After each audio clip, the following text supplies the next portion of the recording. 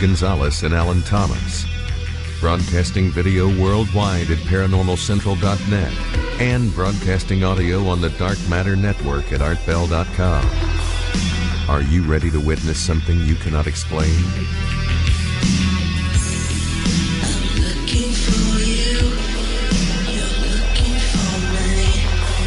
We have to decide what it will be. Can it be true? Can I believe the unexplained? Look into the sky, you realize you're not alone.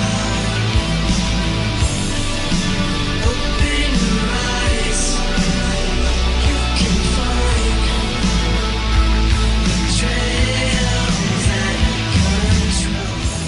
Hello everyone, welcome back to another episode of Paranormal Central, broadcasting live from the bottom left-hand corner of the Nevada Triangle in a city called Fresno, California. Welcome, my name is Jeffrey Gonzalez. I am your host for the show. I am also the founder of a group called the Sanger Paranormal Society. Have been investigating the paranormal for over 13 years. I've been there, done that. So if you want to call me just a talk show host, well then so be it, but been there. Been investigating the Bigfoot, the monsters, and the UFOs, and the ghosts, and the spirits, and all that. So I needed an avenue to tell it all, and I started this about 7-8 years ago, and this is where I'm at today. Usually I have a host to the right of me, which would be to the left of the set. He's not here today. For you, this is your first time. Alan Thomas, our co-host, has had some problems with his leg, and this past week he had surgery on one of his main arteries in his leg. So he's going to be out for a couple of weeks, and we're all wishing him a speedy recovery so he can get back in here and go at it with me and talk about the paranormal, something that he loves to talk about. Trust me on that one. So right now he's at home. He's probably on the chat. So if you guys want to get on the chat and listen into and talk to him, you can, because I know for a fact he's out there. So all right, for those who don't know, if you're watching this right now on live stream, well, then you are looking at me right now. I am so sorry. And, so, we're going to be talking about a lot of stuff tonight. A lot of stuff that we all love to talk about. Not just the weird, conspiracy theories, paranormal in general.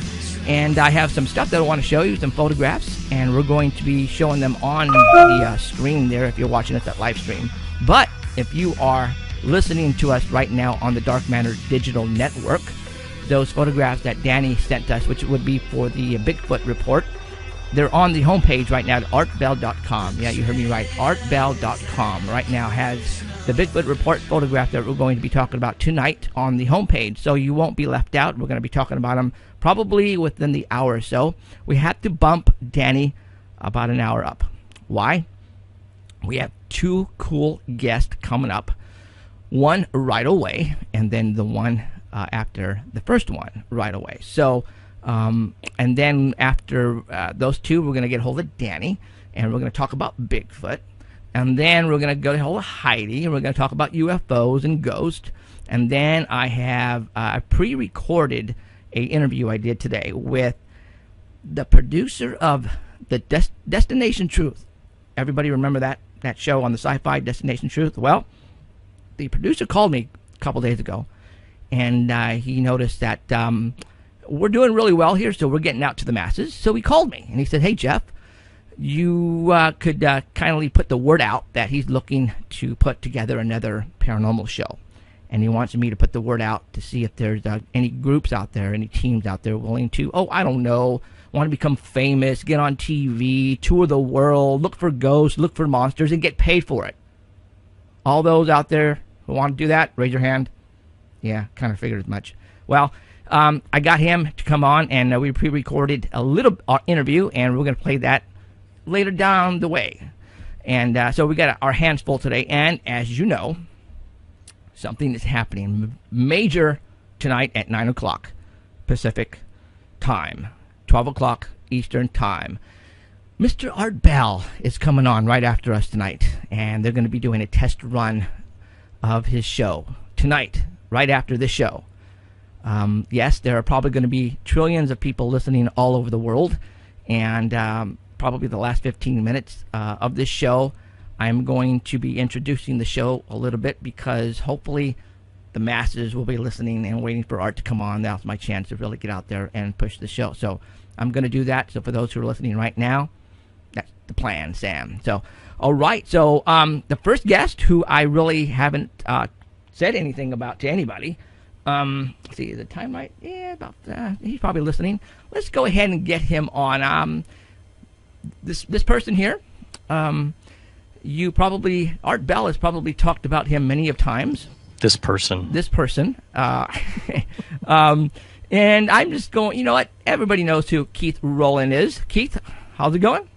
Good evening, everyone. And for those who don't know, this is Art Bell's right-hand man. Mr. Keith Rowland is the mastermind behind the Dark Matter Digital Network. Isn't that right, mister? Yes, sir. All right. So plugging everything in and making it all work right. for many months now. So, okay, let's talk about, well, first of all, everybody probably has heard Art Bell say Keith so many times on his show the past, years that he's been on. And you are the person he's been referring to when it comes to Keith. Yep. So when did you become involved with Art Bell? How did you get into this? Oh, wow, back in the 90s, at the very beginning of the Internet age, or I should say the World Wide Web age, because the Internet was around and was flagging along, and then the World Wide Web was created. And way back then, I was just doing software programming and staying up late at night, as most programmers do, listening to this Art Bell dude. And when the web came along, and you get your web account, and you get a free web page. And he says, oh, that's interesting. I'm not very interesting. What would I put up there? So after a few weeks of this, that, and the other thing, he says, well, Art's been having these pictures of alien autopsies and weird little aliens, and he's been putting it on this bulletin board system where one person can call at a time in Pahrump. So why don't we put these pictures up on the Internet where many people can access it at the same time? So I did. I made a little fan page for Art and put these pictures on there, and of course, it wasn't artbell.com. Then it was like, primenet.com/TildyKeithR/artbell.com.html. Ha, ha, ha. Try spreading that around again. Back in the days, man. Yeah. So that went on and on for a good 6 to 9 months, probably, just fiddling around with that. And at some point in time, I hooked up with Art, and we decided that we would do it officially, and I would continue on doing stuff for the show, and got artbell.com from another gentleman who was kind of doing the same thing. We came to a kind of a meeting of the minds, and we created artbell.com, and been with him ever since. Wow. So how many years? I lost track. What is it, 25? Wow, 15. Let's see. Probably 95-ish, I'm thinking. Okay. So there's 20. 20 years. Wow. Yeah. Wow. Right on. Let's see. 90. Oh, yeah, about 20. About 20 years. So, all right. So you are obviously not in Pahrump. You're on the south side of the United States, right? I am in a suburb called Mesa outside of Phoenix, Arizona. Now, isn't that so cool that with the technology now that we have, you don't have to be at the location where the person is broadcasting. You can be somewhere totally. I mean, you could have probably been on the other side of the earth and still doing. You could be in Fresno for all we know. Actually, you're my neighbor. Shh. Trust me, you don't want to come to Fresno. You know what the story is on Fresno, right? Okay. All right. Oh yeah, it is amazing. Yeah. I mean, Skype itself is amazing and gives some good quality cross country here, there, across the world. Right. Yep. I mean, I've got, that's where I'm talking, because if you guys want to know, Keith sounds excellent right now. Well, I got him on Skype, and that's why the audio and just the overall EQ sounds just outstanding. Mm-hmm. Of course, going out over my station, I'm going through my mixing board directly to the encoder. You're coming in through Skype. But right. Then you're picking me up over Skype and sending it back out to, was it live stream? Live stream. Right. And there's another thing, who would have thought? Right. HD motion video over the pair of wires. This is crazy. So, my next question, and I think you'll probably agree, is that this is where it's all going. It's all going via internet. I mean, radio, television, all that's going. See, back in the 60s and 70s, when every little kid had a transistor radio in his pocket because he could listen to the AM top 40 stations, those were the radio days. And then, of course, in the cars. And now, fast forward, and every kid's got a smartphone in their pocket. Right. And they're able to listen to thousands and thousands of music and radio stations off that phone. Yep. Not through the air, but through cell transmissions, but essentially through a data plan. Right. Through the internet. And that's where things are moving as far as the consumer is concerned. Now, broadcasters, there's several people that have transitioned and they're adding internet streaming to their radio station. Pretty much they've all done that. But we decided to turn things upside down and the internet be the primary source of our distribution and programming. And then if terrestrial radio stations want to pick us up, they're going to have to pick it up over the internet and put back out over the radio. So we're turning it upside down. Right. What got you going? I mean, you're the one who actually came up with the idea of putting this together, right? The Dark Matter Digital Network? Well, or the combination of both you guys? It was see, when Art came on Sirius XM, it was a combination of, okay, we have satellite radio, that's good for the U.S. and Canada. Right. But they also have worldwide internet streaming. So, okay, there's something new that we never got when we were just on U.S. networks. So Art was encouraged. He signed on board and said, okay, satellite and internet, away we go. And we got hooked up again and started that whole process, website, and so on. And about 4 weeks into this, we're realizing that the internet portion of Sirius is not quite working out that well. Issues with their software player and so on. So we started saying, well, look, many, many others are streaming on the internet just fine without these problems. Why don't you let us kind of do that in synchronization with the satellite thing so that we can keep our listeners, because our listeners aren't hanging in there. They signed up for the internet streaming and they're not getting it. And then on the other hand, it's not going worldwide. You still have to have a U.S. address to sign up to even get access to the stream. So we weren't getting out worldwide like we thought we would.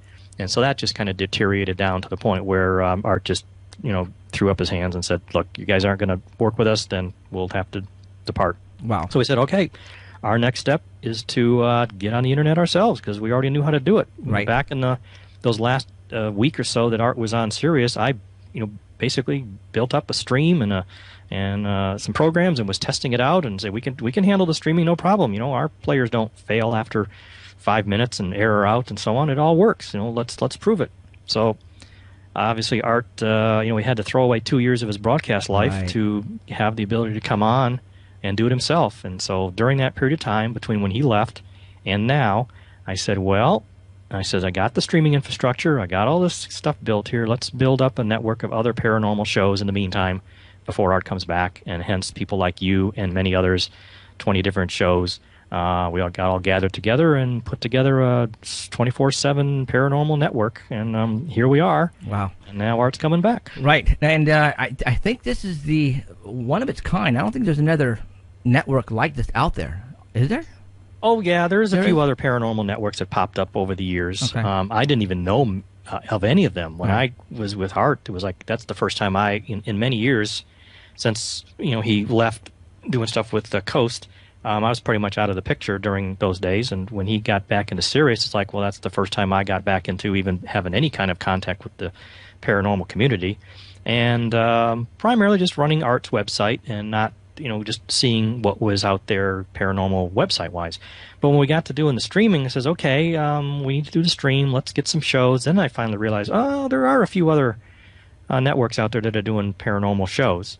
So I didn't want to go and steal people's shows from other networks. So I just looked around for shows that were not on any particular network, that were just on their own. They sounded good, did a good quality show.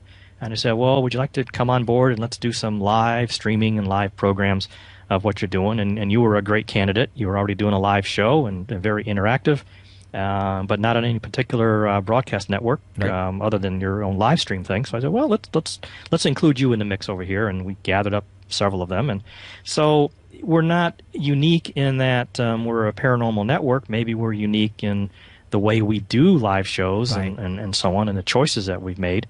I try to produce a quality product and try to keep every show as good a quality as possible, and that was the criteria for picking who's going to be here. And we've had a pretty good run. We've had to lose a few. We've gained a few. But I think we're doing a pretty good job. And it sounds really, really good compared to I don't know of these other networks you're talking about, but the quality you're putting out is just top notch. And I think the radio community has got to be freaking out right now because art's a big deal, dude. Art is going to attract sooner or later millions of listeners worldwide. And I know there is a couple of other very big, radio hosts, and they've got to be freaking out right now. So, and I'm telling you right now, and I know for a fact that they've got to be freaking out. So, and I just want to say, thank you for bringing us in a couple of years ago when this all started. When I found myself going to be on artbell.com, it's something where, you have to pinch yourself. And then I knew this day would come. I knew that Art Bell would finally come back. And we're here. We are here. And now, so Art Bell, back in the days when I used to listen to him, from 10 to 2 or whatever it was, 10 to 4, obviously the times changed. Yeah, right. Now he's going to be on from 9 to 12 Pacific. Is that right? Yep. So, and that's Monday through Friday? Yes. Okay. Now, obviously, there was a lot of other shows going on at that time. You had to move those people. Where did you? Yep. Did some get dropped? Well, that's in a secret white room over here. We're juggling all the little boxes, trying to put everybody in a new spot. Wow. I haven't posted it yet because it's still in flux. That's my project tonight. Right. Is to schedule what's going to happen now. Certainly we had to move the 9 to 12 block, which was our primary. It was our prime time, and that's a spot that obviously Art was going to jump into. So before he got here, I put all of our best shows, the live shows, and a lot of the good pre-recorded shows from 5 until 11, in that big time block. But now we got to make room for Art, and then Richard Hoagland's coming on at midnight Pacific for a couple hours, so that pushes some more shows out of the way. So I'm juggling things around. There's going to probably be a lot of the pre-recorded shows are going to be on earlier in the afternoon. So instead of coming on at 9 o'clock, they're going to probably come on at like 2 o'clock in the afternoon. And that will lead up to our live block. So we still have 4 hours of live programming a day between 5 and 9. So we got 5 to 7 shows, 7 to 9 shows, then Art 9 to midnight, Hoagland midnight to 2. So that'll be a live block of 9 hours. And then there's another 3 to 4 hours of pre-recorded shows that I get every week to play, to fill in, and there's not quite enough now to run them 3 times. But if I run them twice a day, then I've got some space to fill. So I'm juggling things around. Okay. We'll see how it goes. Is Richard Hoagland going to be live or recorded? Oh yeah, it's going to be live. 5 days, 2 hours live. Wow. Yep. Right on. Okay. Now, Art has been quiet on his guest that he's going to have this week. I'm sure he's going to have guests, right? Oh yeah. Oh yeah. So top secret there. All right. Just wanted to... Well, we know the first one, Graham Hancock. Okay, and that's on Monday. Because he happened to be the first one that got canceled when Art quit Sirius 2 years ago. Okay. He was scheduled to be that Monday. Okay. So we're going to just pick up where we left off. Right on. All right. Yeah. Okay. Nothing wrong with that. Okay. And it looks like at this point we're going to reserve Fridays for open lines. So there won't be guests booked on Fridays. So Fridays will be the free-for-all night. That'll be fun. Okay. So for all those who right now who are listening on Paranormal Central, let's talk about Art Bell's, how much per month or per week, actually per month, and what they get for that month and how much. You're talking about the Time Traveler subscription Well, thing? exactly. Oh, well, that's just a simple thing. We're going to obviously record the programs and have them available as an on-demand archive. So a few hours after the show's over, by morning, there'll be a page up on the darkmatterdigitalnetwork.com website under Time Travelers, under Midnight in the Desert, and there'll be players there that you can listen to the last night's show right there on the website, or there'll be a download link. You can download the file and load it into your favorite MP3 player, however you wish. And so you get access to those. And then you have access during the live show, you have access to the wormhole. And this is what, when I created Fast Blast, 10, 15 years ago, this is a reincarnation of that. It allows you to send a message into the future Because we call them time travelers because essentially the next day you're traveling backwards in time listening to last night's show. When you're listening to the live show and you want to send a message to Art, you're sending the message into the wormhole into the future, because at some time in the future, Art will see your message and may ask the guest the question that you may ask. So that's what that's all about. So if you're a member of the Time Travelers, it's cheap, $5 a month. That's cheaper than almost any other podcast out there.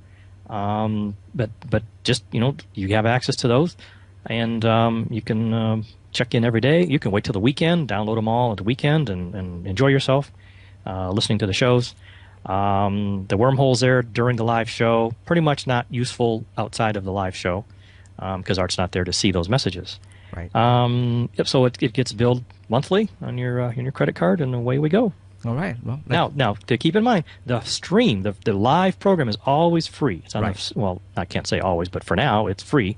So just tune in at 9 o'clock on rpl.com, click there, or darkmatterdigitalnetwork.com, click there, and you'll be able to listen to Art and all the other programming that's on the network here for free.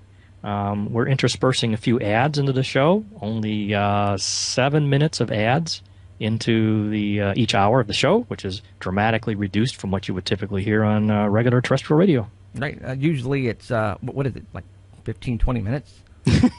No kidding. Art did an interview on the John Batchelor show last Friday. Right. And so we listened to it live, and then the recording, the actual downloadable recorded file of that 1 hour interview was only 40 minutes long of actual content. Yeah, it's 20 minutes. I mean, that's yeah. We're going to TV here pretty soon in September, and it's an hour show. It's 44 minutes long. Yeah, it's there you go. 16 minutes of TV commercials. Mm-hmm. So that's how you pay the bills. That's the way it is. So, yeah. All right, now tonight, Art Bell is doing a test run. For those who don't know, Art Bell. We don't know what's going to happen, what's going to break. We've done all the preparation we can possibly do, got all our ducks in a row. Now we're going to put it to a real live dress rehearsal, I call it. Okay. So he's going to come on and do his open. We're going to do the break. I'll run the commercials. We'll da-da-da. We'll run, just do everything like we're going to do on Monday and see what breaks. And we'll fix it the next 24 hours after that. Yes. Now, tonight is 2 or 3 hours? We're going to have to go for 2, okay. With the option to go 3, depending on how busy and how Art feels. Okay. But it's pretty much open lines. Just take calls. There's no guest. All right. We think we'll have enough listeners to keep the phones active early. You think? I don't know. Everybody thinks he's coming back Monday. We're going to sneak in on Sunday. Yeah, that's true. Word got out. I think the insiders know. Yeah, the insiders know. The people who really know what's going on is definitely. They've been listening here. Yeah, exactly. So, all right. Well, I think I've had pretty much everything I wanted to ask you. Anything crazy coming up with the Dark Matter Digital Network that I should know?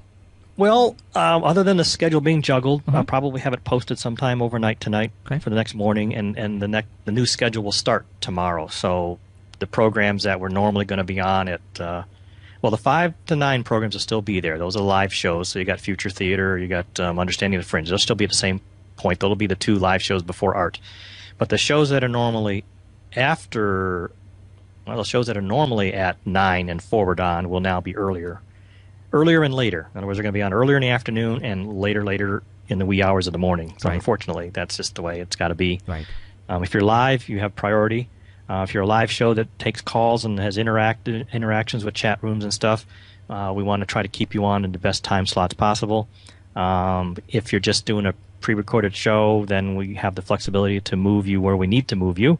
And unfortunately, that's just the name of the game. You know, basically, we were here to keep the lights on for Art, and that's what we're going to do. Right. And now the rest of us got to kind of move out of the way, and hopefully nobody gets hurt too badly. Right. You're not getting. Well, you've been moved a couple times. We've been juggling you around just to get you to fit. Right.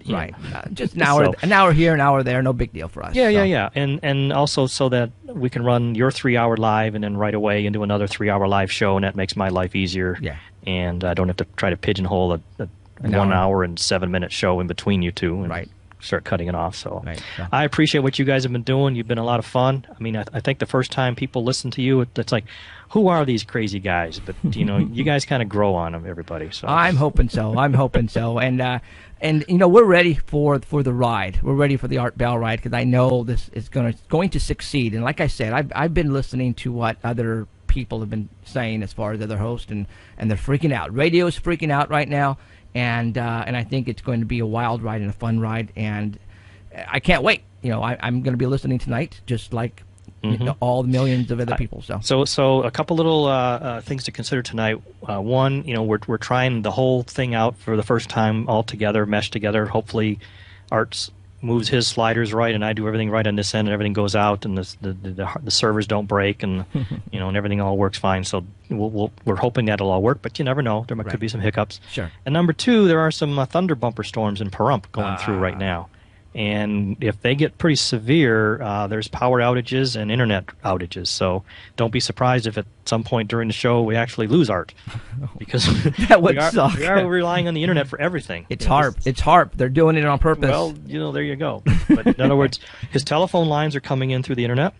The feed from him to me is over the internet. So, and Skype calls obviously are over the internet, which he will be taking Skype calls too, in addition to regular phone numbers. So, but it's all internet, and his internet is a microwave link between his property and downtown Pahrump, and so that requires a good connection. Right. And you're familiar with rain fade. Right. Yeah. Well, you get enough rain, and it kind of sucks up the microwave links, and they kind of go down for a little while. So anyway, it'll be interesting to see if we make it through the night with the thunderstorms. Right on. We could be interesting. I think by Monday, the thunderstorms are backing down, and we should be good for a good run on Monday. Right on. How is Art doing? Is he ready? Well, the last few days have been feeling really happy because everything's been going good and very excited. And then, now we're getting a little nervous because it's coming down to the wire. Oh, sure. I mean, happy nervousness. Butterflies, bats, Mothman. There you go. All that kind of stuff. So, Yep. All right. Well, Art, Art's gonna do well, and there's no doubt about it. We're all gonna have a good time. Absolutely, and we're gonna see this network grow. Yeah, we gotta have fun. Can't put pressure on us, right? Grow. Just want to go have fun and bring more people in. No pressure. Just 5 million listening tonight. That's all. I know we can't handle that many. So. You know what? Let's talk about that. I don't know how you're streaming, but how many people can? Oh, because if you're going on the app on TuneIn, right? Yeah, but they don't necessarily buffer anything. They're just a directory service, so they just point everything back to our servers. So, what's the max people that can be listening all at one time, or do you have a limit? It's going to be interesting to see. Okay. We have X number of servers that are out there to serve X thousands of people. Right. So let's talk thousands. Okay. Well, it's going to change. It's just a little internet show. It's going to change to millions. we have capabilities of ramp. Depending on what happens tonight, will dictate what we do overnight for the tomorrow. Okay. All right. So, like I say, we want to stretch it and see what breaks. Absolutely. Okay. Yeah. All right, Mr. Keith, thank you very much for coming on tonight. And all right. again, you have a good show. I'm looking forward to your guests, and I've seen what's coming up, so it'll be fun. All right, Keith. Well, and my condolences or whatever, my best wishes for Alan and his problems there. I hope he gets well soon, and welcome back. Absolutely. Hope he gets back, because I miss him. Yeah, he will. He's itching to get back into the chair, and hopefully next week he'll be here. So we'll see what happens. Good, because I missed having an interview with him. Right on. All right, Keith. Take care, and good luck tonight, man. All right, Mike, see ya. Bye. All right, that was Mr. Keith Rowland, the man behind Art Bell's audio, behind Art Bell's visual, audio, everything. That's the guy who's been doing it for so long. And it's been an honor to have been selected to be where we are today. I knew when we were here two years ago when he started this, I knew this day would come eventually, and Art Bell was going to come back, and to be part of the Digital Matter Network, and say that, oh yeah, I'm on the same internet station as Art Bell. And you're going, whoa! It just doesn't seem real, it doesn't seem real. Because like I said, and I'm not trying to kiss ass here, but man, I used to listen to the dude, back in the days at 10 o'clock when I was in LA. I seriously, that was the only paranormal thing going anywhere, and now to be associated with him in this way, it's just unfreaking believable. And I think this network, this network is going to be big. It's going to be huge. And I am very excited to be part of that. So I can't wait. So, what's kind of cool, is once our TV show gets on the air in September, and, we've been already talking, and it looks, it's going to happen. All those people who are going to watch us on whether it's the Fox Network or the CW are going to follow us over to here to the digital to the Dark Matter Digital Network. And all those people who are not internet people are just TV people, because at the end of the show I'm going to say, please go to our website and catch us live, either on live stream or on the artbell.com network. Let's just say our show does really well and we bring in 500,000 people every time we do the show or more. And if they like what they see on TV, they're going to come and listen to us and watch us here on Sundays. And then they're going to get a grip of what's this Dark Matter Digital Network all about. And then those viewers are now going to be listeners. And man, it's just going to blow this thing apart. And I can't wait. So, all right, excuse me. Wet my whistle there. All right. In about 15 minutes, I'm going to go ahead and tell you who we have. 15 minutes. We have David Paulides coming on. Yeah. David Paulides will be on in 15 minutes. For those who don't know who David Paulides is, Google Missing 411, and you will now, if you guys don't have goosebumps already, I got goosebumps. We got David Paulides on at in 15 minutes, at 45 minutes after the hour. So, Mr. David Paulides is putting out a movie here. He's trying to gather up some funds. For those who don't know, he has written several books, Missing 411 on missing people in the United States and other locations. And a very mysterious world we live in. There are people going missing all over the place. And for those who don't know what I'm talking about, there are literally, we have over, 300 million people in the United States of America. There are people that go missing every single day and are never to be found again. Well, where are they going? Now you're thinking, okay, are these people, these people that we are talking about in David Paulides' books? We're talking parks. We're talking national parks. We're talking people that visit every year, go camping. They take their families, their kids, their pets, their animals. They go up camping for weeks at a time. Maybe not camping at all. Maybe they get on a tour, on a bus tour from LA. They go to Yosemite thinking, all right, we're going to go and go up and climb to the rock and then climb back down, jump on the bus, go back home.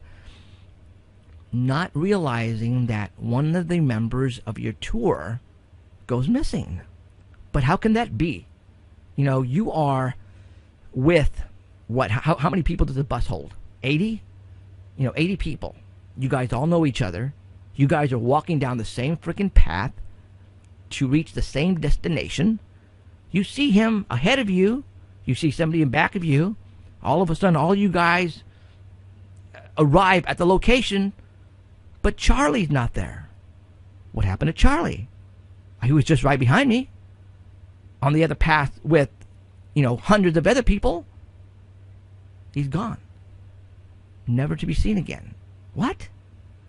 Yeah. That's going on right now as we speak. But are you hearing about it in the media? Actually, you are. But not to the extent of telling you we never found him. Just to the extent of telling you Johnny went missing while camping yesterday, and a search party is out looking for him right now. The following day, the same thing you'll hear. Nothing yet on Charlie, but 80 rescuers are still looking for him, and that's it. You don't hear, they found Charlie. He's fine. He's resting in a hospital.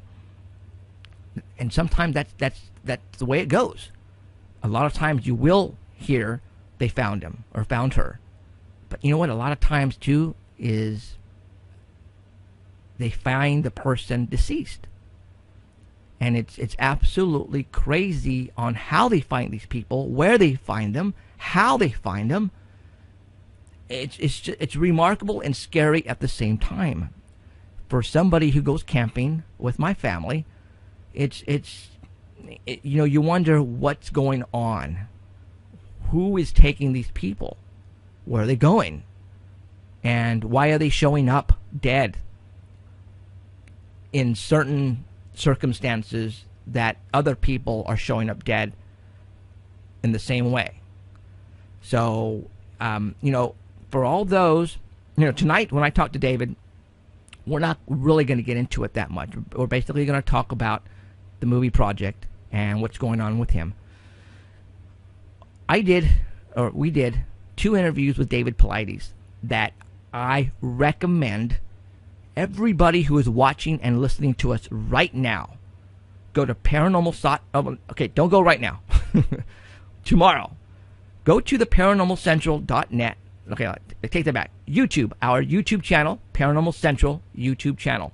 We have 2 videos in there that we interview David Paulides on both of them. Go listen to the first one. I think the first one is, once you listen to that, either you will never go camping again, or 2, the next time you go camping, your whole way on camping is going to change on you. You know, back then when I interviewed David, and this was like 4 years ago, 5 years ago, something like that, right when his first book came out. What David does is he goes and he researches the way the people go missing and the names and how they are found, if they are not found, and he inputs it on a book. He doesn't tell you how. He doesn't tell you what he thinks or how they died or how they went missing. What he does is he places the facts, the evidence, the information in the books, so you can read it, and so you can go, whoa, wait a minute. It happened to him, and her all the same way. What the hell? But back then, when I interviewed David, I was able to, let's say, get something out of him that I think I was the only person to ever get something out of him. And we have it recorded on that video. I suggest you go listen to it because you are going to freak, and you will SHIT in your pants at the same time. And it's a certain case that we talked about that my voice cracked a little bit, and it was very disturbing because I have, 2 kids of my own, and to listen on what happened to that family, it's incredible and scary. So if you want to freak out, and I mean really freak out, go listen to the David Paulides show that we did about 4 or 5 years ago. Go to YouTube, type in Paranormal Central, and look for the David Paulides 4 or 5 years ago show that we did. Again, you will freak out. So again, we're going to bring him on in about 5 minutes. I'm going to call him up, and we're going to talk to David Paulides. So, okay, so let's, there's something that we added to the set here. And, for all those who, if this is your first time, we go crazy. I go crazy. I'm a big kid. The stuff you see on the set, it's going to get crazier as we go along. If, hopefully one of these days you'll get to see the TV show, then you'll finally realize that visually, I like to bring the audience in. And I like for you guys to just to feel what we feel here. And I think visually, you need something like this to bring you in and to keep you guys coming back every week. And the Hedgehound, as you can see over to my right next to Alan's chair, we talk about everything here. We talk about monsters. We talk about, and when I say monsters, what is considered a monster? I consider Bigfoot a monster because right now at this time we don't know what the heck Bigfoot is. The Loch Ness Monster, the Chupacabras I consider a monster, the Mothman I consider a monster, and we talk about conspiracy theories, we talk about all that, and we talk about fairy tales, we talk about mythology, the Grimm brothers. You guys all know the Grimm brothers. There's actually a show right now on TV called Grimm, hence the Grimm brothers, hence the fairy tale stories. That's where all that came from. What not to say that maybe all that the Grimm brothers were talking about in their books was maybe somehow real. That these monsters do exist out there that change into different types of animals. Hence True Blood, for example. You guys all have seen True Blood. If you guys haven't, I'm sure you guys have. So again, we talk about everything here. Anything goes when it comes to the weird, the crazy. People think I'm out of my mind when I talk about dragons and mythologies and fairy tales and little gnomes and creatures and fairies and stuff like that. But there has been reports even in the Native Americans that they talk about this stuff. All right, so you got to open your minds up a little bit, and that's what this show is all about. Because we're going to bring in people that has witnessed these things, and we're going to let them tell you what they saw. Credible people, and again, we talk about stuff down here that a lot of other people don't. All right, and I think that's what keeps us separated from all those other shows, is that we go in it really deep, and but you know what though, a lot of this sometimes makes sense once we give you the facts and tell you how this person saw this and where, then what happened afterwards or before. You're going, whoa, wait a minute, is there really something to this? And I think there is. We live in a weird world. When you guys are asleep, there's a whole new world going on out there that you guys don't know about, that we kind of do, because this is what we do. We research the stuff. We have people calling us all the time, especially on my 24-hour hotline.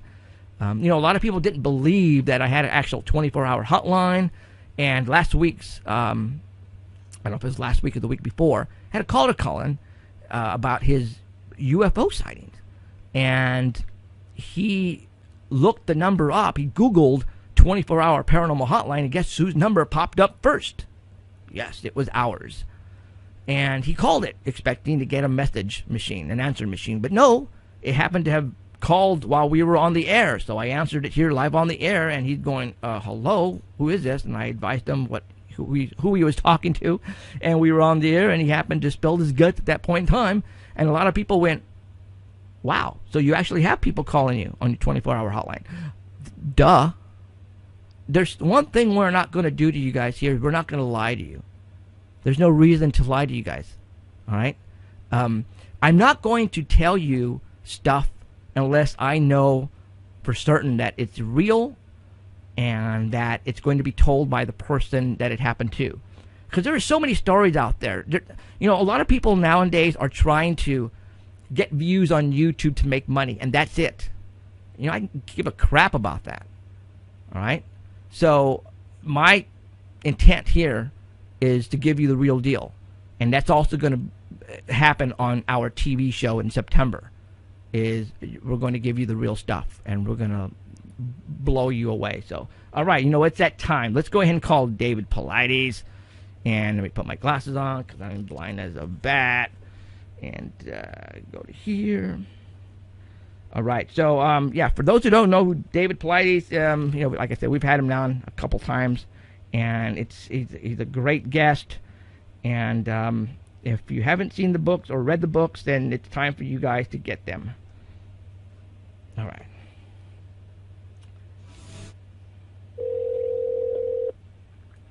Jeff, David. how are you doing? How's it going, man? I've been listening to the show. Great job. Awesome. Thank you very much, sir. I enjoy when we are on the phone talking because, we need to let people know what's really going on out there, dude. And it's scary. It's really scary, and people need it's a weird world we live in, and we need to tell them what's going on. And for you to take this whole thing on, it's awesome. And I just want to say thank you for doing it, because I know you've been having a lot of roadblocks, and there are people who don't want you to tell us what's going on.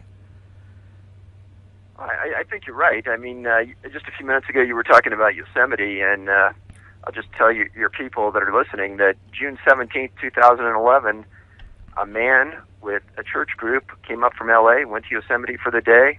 His name was George Pinka, and George walked with the group up to Upper Yosemite Falls. He wasn't in very good shape, kind of a robust guy. The group was up on top, watching, looking. They came back down. He was last in line, He never made it down. They searched for him for 6 days, and that was 4 years ago. He's never been found. Wow. And there's really not a lot of places to go up there. No, there isn't. And you have people on that path, daily, hundreds of people. So where in the hell did he go? That is $1 million question. God, that's just, dude, we're talking sci-fi here, man. We're talking like a door opens up and he falls through and like Land of the Lost and there's another dimension. I mean, it could be anything. I was talking about this case to somebody maybe a week ago because we knew how heavily traveled that trail is, and if they were bringing cadaver dogs along that way, or even people walking along the path, if George was still there, the odor would be there and everyone would smell it. Right. So it's pretty obvious he's not there. He's not there.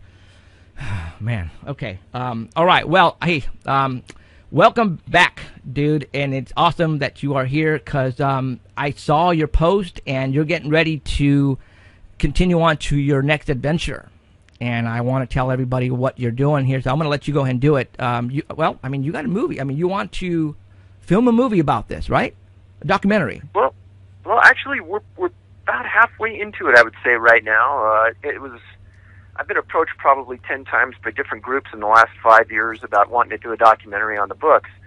The issue is, for people that don't know, is many times these companies want to take dramatic recreations and do it at their own way and exaggerate it and not do it factually. And one of the demands I had was I wanted to be one of those people at that table making a decision about what would happen on screen and what wouldn't, because I didn't want anyone to think there was any exaggeration. And the fact is, these stories don't need any. They're strange enough. And what eventually ended up happening is I put together a group of Emmy Award-winning videographers, experts, and everything you can imagine to make it happen the right way. We've been to many national parks in the last couple months, filming, interviewing victims' families. And that was the result of the trailer that's online now, Missing 411, the movie. If you go to Kickstarter.com, just type in Missing 411, you'll hit the site. We're right at $40,000 right now. The target was a minimum of $100,000. Probably we're hoping for $200 because I think at that level we could make something really, really special. And so far, I would say things have gone as good, if not way better, than we ever thought. We've interviewed U.S. National Park officials, a former head of the National Park Service, retired rangers, victims' families. I mean, Jeff, it's really a compelling piece right now. Wow. And you have credible people telling you this stuff is really happening. And that's what's really going to open up people's eyes, because they think it's just word of mouth and it's just you and you have nothing behind it. You have no proof. But when you bring on, Department of Forestry personnel and law enforcement telling you, dude, this is really going on out there, but we have no idea what's happening, people are going to go, whoa. They're going to freak. Especially some of the things that we will put on screen. I mean, just recently we've gotten crime scene photos of recovery sites that will just blow people's minds. Wow. And I obviously I follow you on Facebook, and for the past, let's just say 5 months, there have been missing people, and where they're found in boulders. Boulders, man. What's with these boulders? Why are they finding them surrounded by boulders? That's just blowing me away. These big rocks. It's like I'll tell you people a quick story, is that June 5th, 2015, just a couple months ago, a boy from Vancouver was with his friends in an area of British Columbia called Chilliwack. And they were walking down the trail, and it's the same story every time. His friends say, somehow or another, we got separated. And this friend, Sagu, disappeared. Well, days later, Search and Rescue, and I'll quote him, said, it was very, very strange and difficult to explain why he ended up where he did. Said Fraser, Search and Rescue Commander, blah, blah, blah. Right. Well, where he ended up, Jeff, is right in the middle of a boulder field. And anyone can go online and see where he ended up. And they say he died from a fall and he had head injuries. But if you look at the slope of the boulder field, it's very hard to imagine, number one, how he got to where he was, number two, how he fell, and number three, how he died. I remember that post, and as soon as it said boulders and rocks, I knew, oh my God, it's one of those cases that are, it's the repetitive in your other books, man. It's there. It's all right. Let's talk about how many people have gone missing. You get cases obviously from all over the world. People email you news reports, and you get posts from Facebook, and people trying to give you the heads up on what's going on in their neighborhood. Has the disappearances increased? Have they been decreasing? Is it still the same? So the listeners understand is that just because you disappear in a rural area, it isn't something that we'll track or we're going to list on our site. We're looking for a specific profile that we've established after looking at thousands of cases. These aren't people who want to voluntarily disappear. These aren't people with mental illnesses. These aren't people that are suicidal. These cases fit into a category where, number one, canines can't search or they don't want to search, and they can't find a scent. Boulders come in a predominant part in many of the disappearances. Many times if the victims are found, they don't have clothing on or they're missing shoes. In the mere chance, and this is rare, where somebody is found and survives, that person usually has such a severe disability, meaning they're autistic or they have dementia or they have a speech impediment so severe that they can't talk, so they can't explain what happened. And I know the knee-jerk reaction when you're listening to this is going to be, well, people disappear in the wilderness. And I'm going to be the first guy that says, yes, they do. The reality of it is that these specific disappearances are not animal attack related. And that's been vetted by search and rescue personnel. If there's an animal attack on somebody, there's usually loud screaming involved. There's blood in the area. There's drag marks from the scene. When search and rescue brings trackers in, none of that stuff has happened. None of that is prevalent. And when the victims are found, there's no animal attack normally associated with it. If it is, the coroner usually says it's post-death related, meaning that they died and they were later eaten or predated by an animal. Right. Now, what you asked about the increase from year to year, that's really something that's pretty chilling in our mind, in that in the last 3 or 4 years, there has been incremental increases in the number of disappearances exactly fitting the profile we lay out. Is that because more people are now going camping? Or now we're talking about usually in national parks, right? Or in parks? National parks, forests, okay. Predominantly. Okay. People go camping every year. They do it as religiously. So we can't say that people are deciding to go camping for the first time. So I'm thinking that is it just that you are now being told about these cases more often than before? See, I don't think that's it, because this is going on my 6th year doing this, and we have absolutely scoured archives looking for cases. One of the things we did right away when we found out about this is we filed a Freedom of Information Act request against the National Park Service for a list of people that are missing within their system. And why them? Well, they have a very large group of trained law enforcement officers, police officers, that have gone to the Federal Law Enforcement Training Center, and they are armed.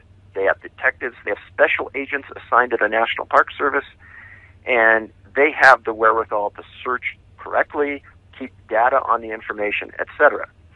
Well, when we filed the Freedom of Information Act, I had an attorney from the Park Service call me and ask me why I wanted the information. And I explained to him, well, first of all, that's an illegal question according to the Freedom of Information Act, because you can't use that as a decision-making process and if you're going to give me the data or not. He says, oh, that's not going to be a decision because we're not going to give it to you. And I said, what do you mean? He goes, well, we don't keep track of people missing in our system, and we don't know the numbers. Now, Jeff, as somebody who worked in law enforcement for 20 years, I have lots of friends in law enforcement all over the world. The idea that a large federal agency like that doesn't keep track of people who are missing inside their system is ludicrous. Or he's lying to you. Exactly.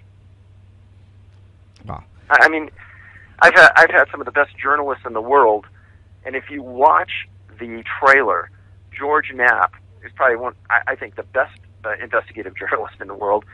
And when he first heard that from me, he said, Dave, they're outright lying to you. Absolutely. They don't want to give that information to you. Yep.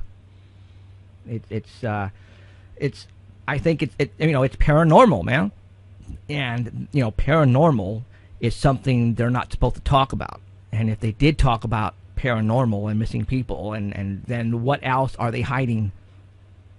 And we can go on to the stuff that we talk about here, but wow. Okay. The movie that or the documentary itself. You said you already have half of it shot. I would say we're between a third and a half done right now. We knew exactly how much money we had. I mean, it was coming from me. Right. And we mapped it out. We knew exactly where we wanted to be. We ended up exactly where we're at. We had the ability to put a trailer out there to show people how good of a production we could do. We shot everything in 4K, meaning, Jeff, the national parks look beautiful. And we actually got the permits in a couple of these national parks, so we did it all legally. The National Park Service hasn't given us any interviews of any of their top executives. They don't want to talk, but their frontline people have talked, and really that's where the story is. And we have many more interviews to do, many more locations to go to, and we want to use special high-end animation to explain the incredible distances that some 2- and 3-year-olds have covered, and you'll realize quickly that that is impossible, that they allegedly covered these distances. Right. So, I mean, you've read the books, you understand what I'm saying. Oh yeah. How can a example, a 8-year-old or a 7-year-old climb over a mountain, another mountain, across a river on another hill, and they find him there? Well, how in the hell did he get from point A to point B? Exactly. And that would be part of the animation we want to use. Right. Awesome. Wow. Okay. So, do you have a time frame? Obviously, I think you've only just started the Kickstarter in like 2 or 3 days, and you already had 40,000, dude. That's awesome. Well, it's been a great job by the entire team. One of the people that's intimately involved in this is my son, Ben. He graduated with a major in business and film studies, and he was a Division I hockey player, and I've been using him, and he's been the director on the project, and you can watch and see that he's done incredible work. And then we brought on some other people that have expertise in areas where we don't. And, Jeff, I'm really proud of what they've done, and I can tell you that the guys that saw some of the interviews we did with the victims were stunned of what they heard. Freaked out. Freaked out is the word. Because, okay, well, obviously you heard before the broadcast, before you came on, that I instructed people to go and listen to our interviews that we've done in the past years. And I think once they figure out what we're talking, when they finally listen to that and finally realize what's really going on, where can my audience get your books? Because if they go to Amazon or something, they're going to be spending $150, $200 a piece, but I don't think that's how much they are. Well, the easiest way is probably just Google Missing 411, and it'll take you to our site.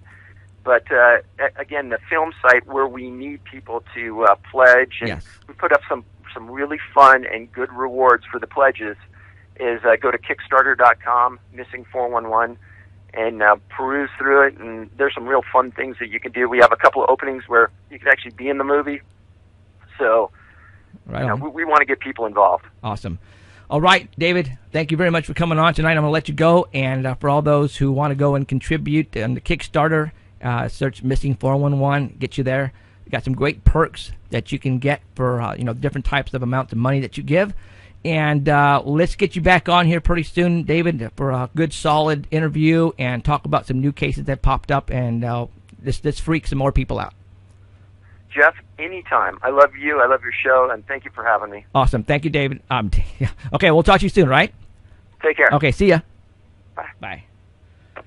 All right, David Paulides. And again, I don't want to force you to. You know what?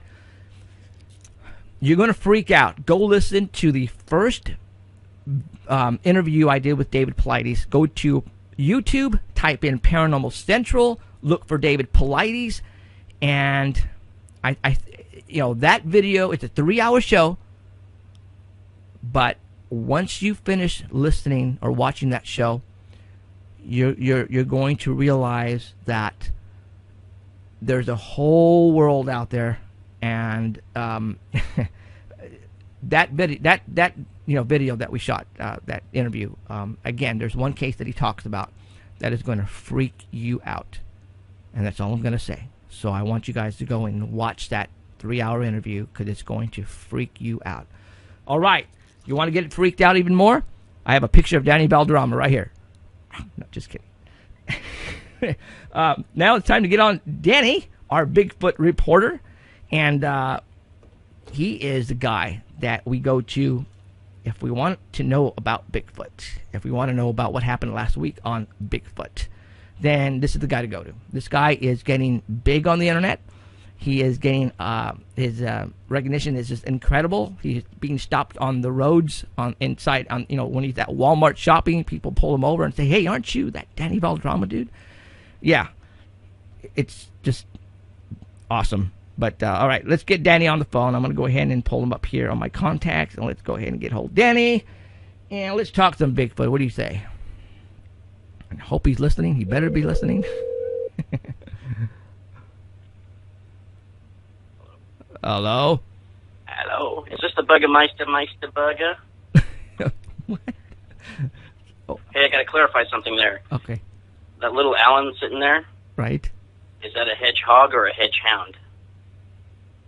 A hedgehog.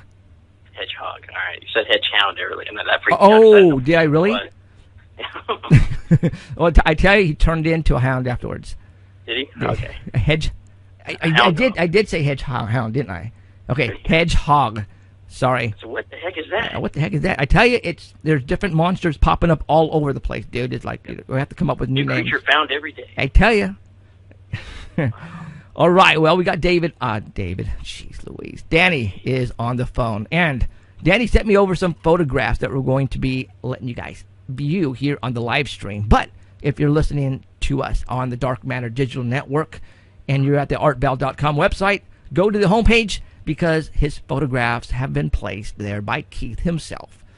And if that way you can follow us along and you will not miss out on anything. So, Mr. Danny, let's go to the photographs that you sent me.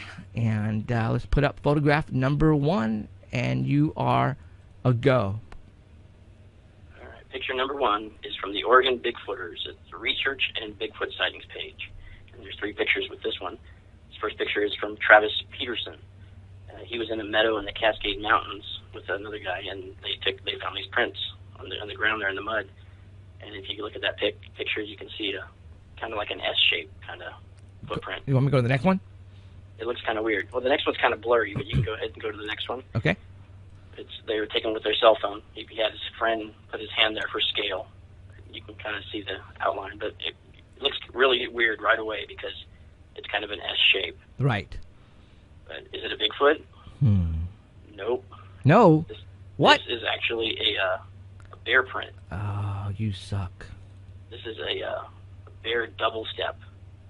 And what the bears will do is they'll step down with their front step, and then the way they move their hips, their back foot steps right underneath or sometimes on top of their first footprint.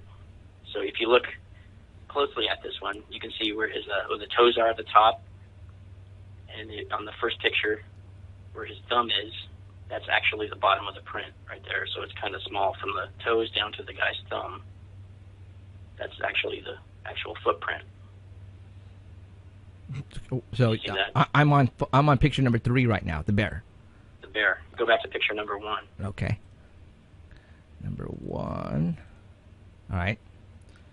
I'll go ahead and zoom in on that for you. All right, so you see where the bear's toes are at the top, and then you see where the guy's thumb is. Right. Just above his thumb, you'll see the round part of the bottom of the foot, and that's how big the footprint actually is. So it's not very big at all. Okay. I follow you. That's the original footprint, and then the back foot is the bottom part. Now, stepping on it. so the people who place these photographs on the net, they knew They knew that they were bear prints. Okay, that was my next Yeah, question. and they wanted to show you how easily you can be tricked, Gotcha. or fooled, or if you don't know what you're looking at. Well, because it's in an S shape, that probably throws the red flag right off the bat, right? I thought that was strange as soon as I saw it. Yeah, It was an S shape. because all the prints that we have seen are a regular footprint, and there's no doubt about it that it's a footprint. And stuff like this, when it's always that the heel is way over to the right compared to the upper foot, then you're going to wait a minute. There's not right here at all. Because if a person was going to lie and hoax this, it would not be, in that shape footprint for one thing. So, but yeah, I follow you. So. And a lot of people were saying, well, this isn't even a bear because I don't see any claw prints. How can it be a bear? Right. And, depending on the mud and how deep the imprint is, the impression in the ground, Right. you may not see the claws. And I confirmed this with Dr. Meldrum. I sent him some pictures a couple times back and to ask his opinion on them. And he said a couple times that they were bears. And I said, are you sure? I don't see any claw marks. He said, they don't always show up. And that's what the third picture is there. You can see that not always do the bear claws touch the ground. So if he's going to step down in the ground, if it's really muddy, then you'll be able to see the claws because the footprint will go into the ground further. Right. Well, We've seen them at our campsite too. Oh yeah, absolutely we have, and we know All right around. away they're bear. Yeah, because you see the claws, the little points at the very top. They're points. And that, holes in the ground. Right. And that would be a bear. And then we stand up and look around, and we take Ellen's cane and we run. Yep. And we'd look at the trail cam pictures and we'd see the little cub with the mama. Yes. So, whoa, that's not good. That's not good at all. So, all right, let's go to picture number 4. Got a picture here of what looks to be a Bigfoot with red eyes. This is from Squatching.com. This one has 3 pictures. There's a new reality show in the works, and they're filming squatchers. And they're gearing up to film squatcher groups from across North America. And who are they looking for? Anybody that's boring, that's interesting, psychotic. We know one of those guys. Yeah. Animated, angry, competent, clumsy, organized, scientific, creative. They want you to be you. They don't want you to be fake just for the cameras. Right. They want your group the way it is. And, if your idea of squatching is just sitting around the campfire talking, they want to tape that. If you just walk the trails or do grid pattern searches or have camera traps, put out bait, if you track it, they don't care. They want to film you. Wow. They want different groups all around so that it's not the same thing every day. So what production company is doing this, and where and what, and when is it coming out? It doesn't say yet which production company is doing it, but it doesn't matter where you go either. If it's mountains, the desert, jungle, rainforest, your own backyard, or a dumpster, or even 20 miles from the nearest road, they said they will keep up with you. Interesting. It doesn't matter if you're trying to get footage or a still shot or DNA or a live body or even a dead body. Just prints. Okay. They said if it's legal, they will film it. So some areas it's not legal to hunt a Bigfoot. Right. And in some places there are. So it has to be legal. But here's the 3 things that you must have. Your group has to go Bigfoot hunting at least 4 times a year. You have to have a regular area that you're familiar with, and you have to have your methods or routine, and it has to be like you already have to have a routine that you do, right? Methods, all that stuff, right?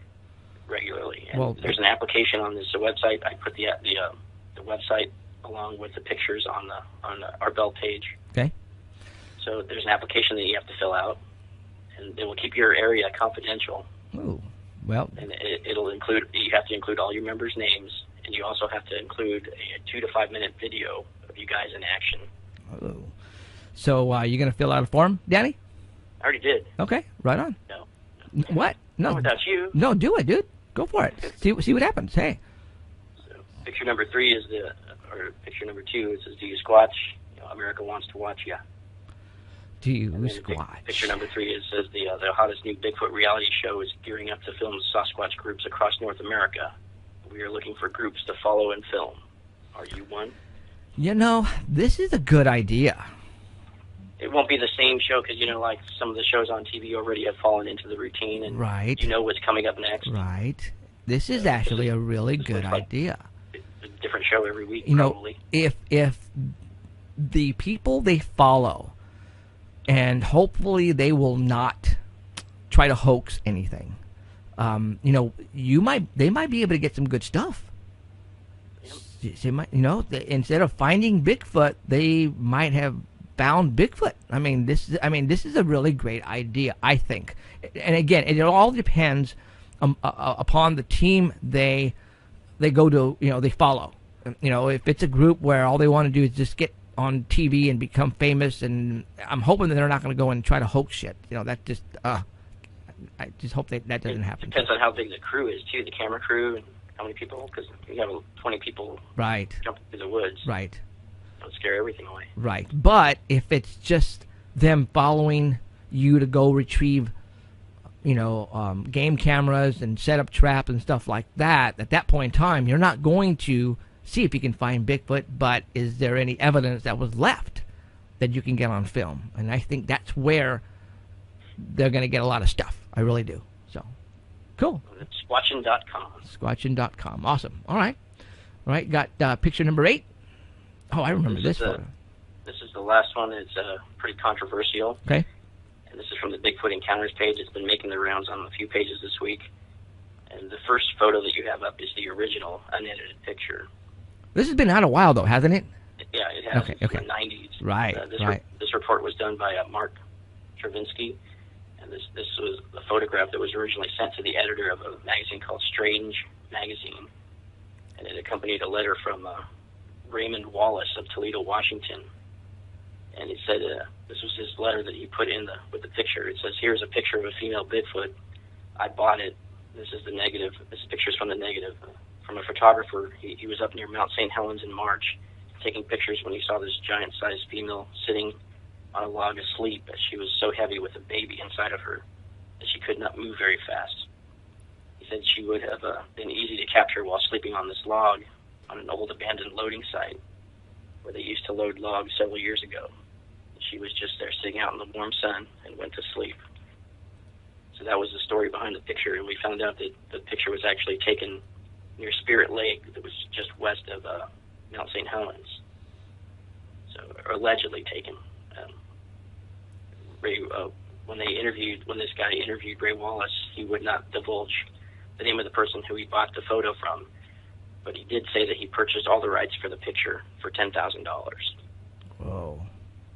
So Ray Wallace sent this picture to another guy. His name was Ray Crow, and Wallace claimed that in the letter that he sent to Ray Crow, Ray Wallace said that he claimed that he took the photograph near Spirit Lake, west of Mount St. Helens. He didn't say anything about buying the picture to him. When this reporter asked Ray Crow if that actually did happen, Ray said, "Yeah, here's the negative. I still have it." So the reporter was able to look at the negative, and it was the same picture that you're looking at there. And picture number 2 is kind of a closer look at it, and you can tell that nothing was added in. They from the negative. It was not an optical or a computer composite that they added on there. It's on the negative, whatever it is. It's not a model. It's not a painting. It's actually of a full-size creature in its natural surroundings. So whatever it is, it was actually taken. A picture was taken of it because it's on the negative, right? Okay. Yeah, so you're left with 2 options: either it's a real Bigfoot or it's someone in a suit. Right. And it's not a totally clear picture because it's kind of dark. Right. So it's impossible to tell. Right.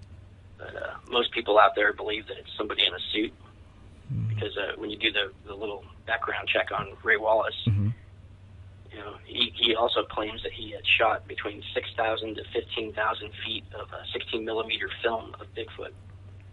And he says he has a video of him throwing stones and eating frogs and just hanging out and doing what he does. And he claims that everything he has is authentic. He claims that these were taken in 1957, and that's 10 years before the Roger Patterson film. Wow. And it's interesting to note that Ray Wallace's construction company was the one that cleaned out the roads in Humboldt and Del Norte counties in California, and they created a new road in Northern California near Bluff Creek, where 10 years later they filmed the Patterson-Gimlin film. And one of his workers, Jerry Crew, found tracks along their equipment they were using to plow the roads. and he found the 16-inch tracks, and he's the famous person that's in the black and white photos holding up a giant footprint. And he's the one that coined the phrase Bigfoot in 1958 when they found the tracks around all the equipment. And they said those around the equipment had 46 to 60-inch strides, twice that of a man. And then in 2002, Ray Wallace died at the age of 84. Right. And his kids, he's the one that his kids came forward and said that he owned these wooden tracks, and he, along with his brother and nephew, are the ones that created all the tracks of Bigfoot. So right there, nobody believes anything that he says. You know, but I've seen these wooden tracks that he would strap on his feet, and he'd walk around. Right. And he'd say that they created all of the footprints that everybody finds. But, you know, in looking at everybody that collects these foot casts, even Jeff Meldrum, Right. not one of the casts that anybody has is of the footprint that he made. Because his footprints don't even look real. I mean, they all have like a certain notch on one of the sides, and the footprints all look squared off. I've never seen anybody hold up one of his footprints and say that this is a real footprint. Now, So that's why everybody doesn't believe that this is an actual picture, and that the last picture is a close-up of it. It looks like somebody's sitting there, but everybody believes that it's somebody in a costume. yeah, but I mean, I think it was taken in 1990, is what he said. this one, huh? Wow. I can't say yes or no. I mean, we don't know. We weren't there, so I don't know. Now, since you were mentioning Jerry Crew, I know. Well, okay. I have talked to someone. I don't know. Did I ever mention this to you? I don't know if I have. I know I talked about it on my show. Geez, we're talking 7-8 years ago, maybe. But the big boss man at where I work, he pulled me over one day, pulled me aside, and he said, "Hey," he goes, "my father-in-law," he goes, "he was a kid back when Jerry Crew found those footprints, and Jerry Crew, when he had found the footprints, he went and cast them, and he was driving into town in a station wagon, and the person who I was talking to was a kid at the time. Him and Jerry Crew were good friends, and Jerry Crew came into town, and the kid was in town walking, and he picked him up, and he was in the station wagon, and Jerry Crew told him, 'Look what I have back there,' and he looked behind the seat, and there were the cast of the footprints that he had, of the footprints that you see on those black and white photos. He was there, and I am saving him for TV. If And he's they also said that Ray Wallace couldn't have made those footprints that Jerry Crew found because he was out of the United States at the time, or out of California. right. He was out of town at the time, so there's no way he could have made them. Wow. So I think those are actual footprints. I but think so too. As far as this right here, we don't know. Right. So, yeah, I know this person, and I'm waiting till we get on TV to fly and get a budget to fly him out here if he's still alive. I'm hoping he still is. We'll see what happens. But yeah, I think that would make a great conversation for him to tell us how it all went down. Because those footprints were like the first that Jerry Crew found. I mean, they were like that started it all right there. Yep, that was 10 years before the guy on film. Patterson. So awesome. All right. So what else is going on, Mr. Danny? Oh, nothing. I think something you have coming up with Heidi. Okay. That video Uh-huh. of the 3 objects moving through the sky. Right. We saw that exact thing coming back from Las Vegas. Now, are you talking about the 3 dots or the cube? The 3 lights. Oh, the 3 light. Okay. Triangular. Right. Yeah. We did. We left Vegas early in the morning to beat the traffic, and we were coming through Barstow just before Barstow, about 5 or 6 in the morning, and coming in the direction from Edwards Air Force Base, we saw that exact video that you're going to play. Okay. We saw something that looked exactly like that, and it was headed towards North Las Vegas, where Area 51 is. Now, was it 3 objects or 1 object with lights on each corner?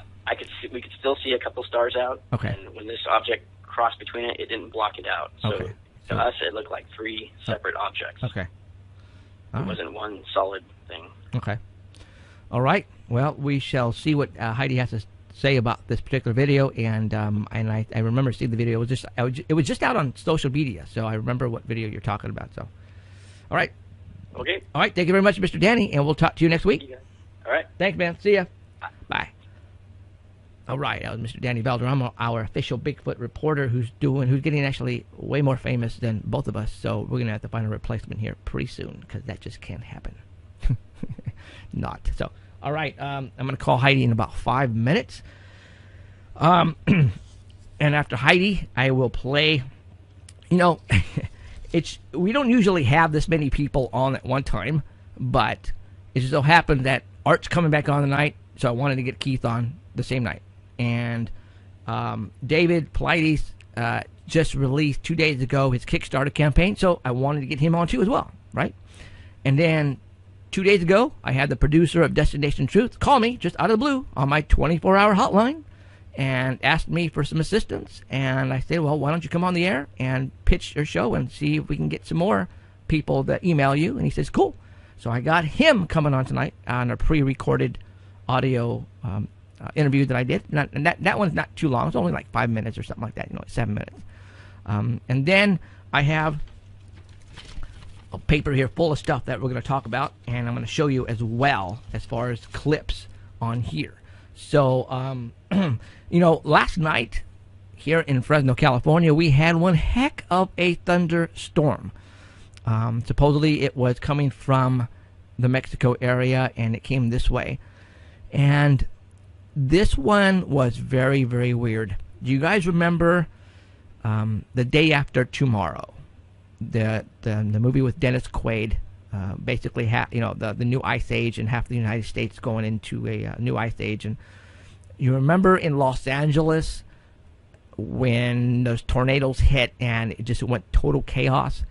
That's the way it's been happening here in California the past couple days, you guys. And we got the gist of it last night. 78,000 people lost power last night in Fresno, California, north side. And there were so many lightning strikes. Many of the news stations here on social media put up locations of lightning strikes, and it was incredible. It was like a lightning hit the ground every 2 or 3 blocks. It's just what? I've never seen anything like this, and a lot of people haven't either.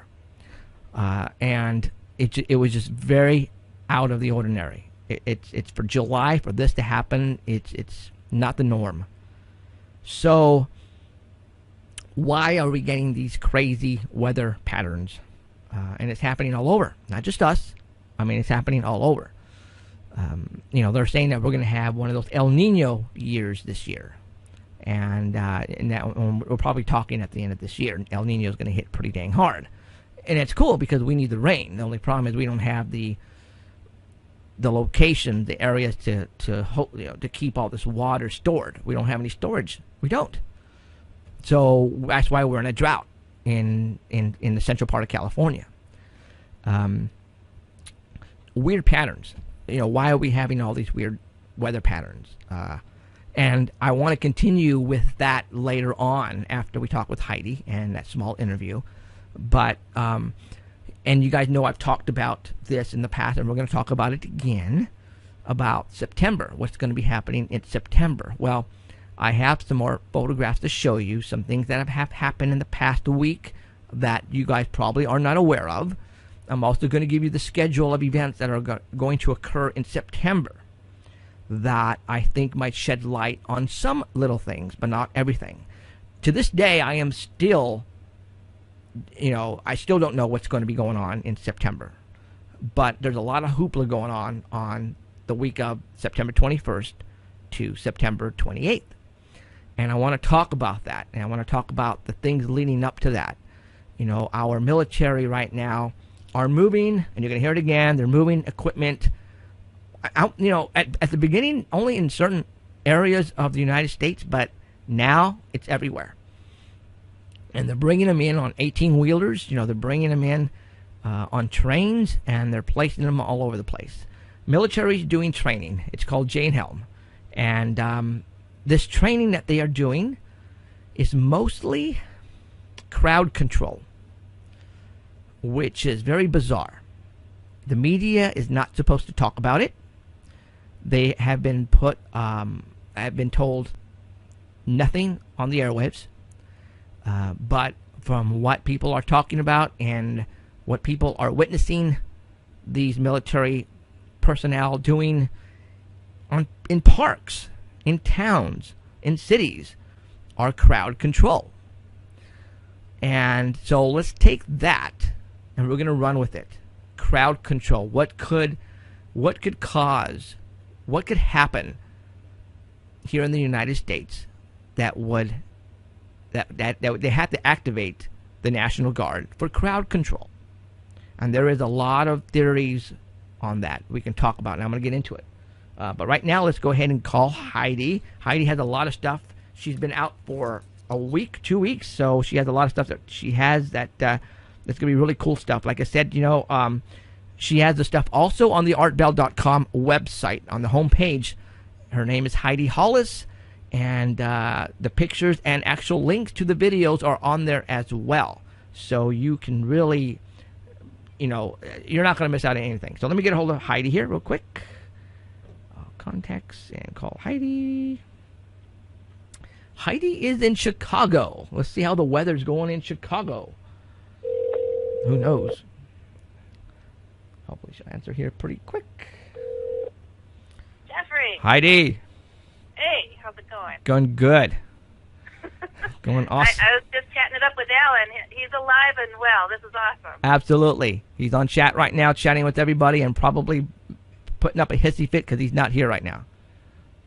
Yeah, he's keeping an eye on you, though, so this is a good thing. Well, yeah, good. Good. All right, so Heidi, let's tell everybody who you are. Oh, gosh. Get your magic 8-ball out and just shake it and ask a question. That's me. I'm just kidding. No, I always like to say that I'm someone who's just experienced a lot of stuff. So I'm someone who's been there, seen that, experienced it, freaked out, found some answers, wrote about it, got over it, and now I'm trying to help others do the same thing and understand this crazy world of ours, Jeffrey. So I invite everybody to go check out my main website, which is HeidiHollis.com, HeidiHollis.com. And feel free to check it out. Shadow People, Hat Man, that's my thing, but I also cover everything. Jesus encounters, Bigfoot. I love Bigfoot. I think Bigfoot's a cool topic. Absolutely. And I also invite people to write me with their odd experiences and do my best to give some honest advice without psychic powers. So write me at oddadvicehh@gmail.com. So that's about the gist of it. Oh, and I have to put out there, too, I am trying to help bring to light a new project that will highlight those who have experienced night terrors. So this means, yeah. So, the Shadow People, Hat Man, hello, they love to get people when their guard is down. So I'm been trying to, let people know that this is a reality. This stuff is going on. And, yeah, somebody is trying to pull together a project. I'm, of course, ecstatic to see that somebody would do such a thing. So if you're somebody who has ongoing, night terrors, nightmares, sleepwalking, sleep paralysis, all that good stuff, feel free to write me at dustoutlander@gmail.com. You know that's our son, right? Your son? Oh, that's right. He's night terrors like you wouldn't believe. It's scaring us to the point where we think he's looking into the future and see what's coming. Ooh, that's what he's describing to us, man.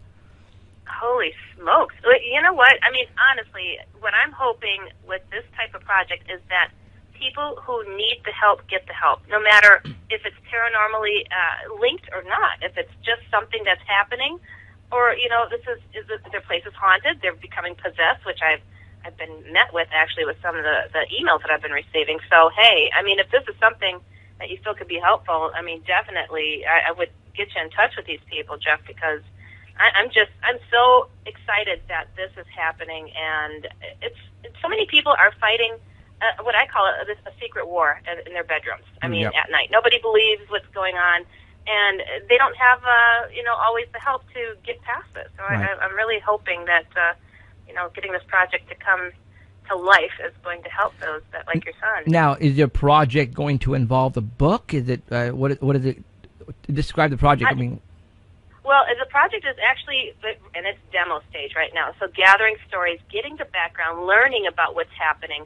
And if this gets, a green light, yes, this is something that could potentially go on to a major cable network.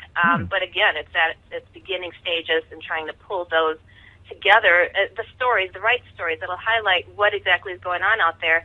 And of course, I know how it is when it comes to anything that's out of the ordinary. You got to have your scientific, you got to have your psychological, and then you got to have the more practical person, Right. that'll be like, look, this is going this way, I feel it's that.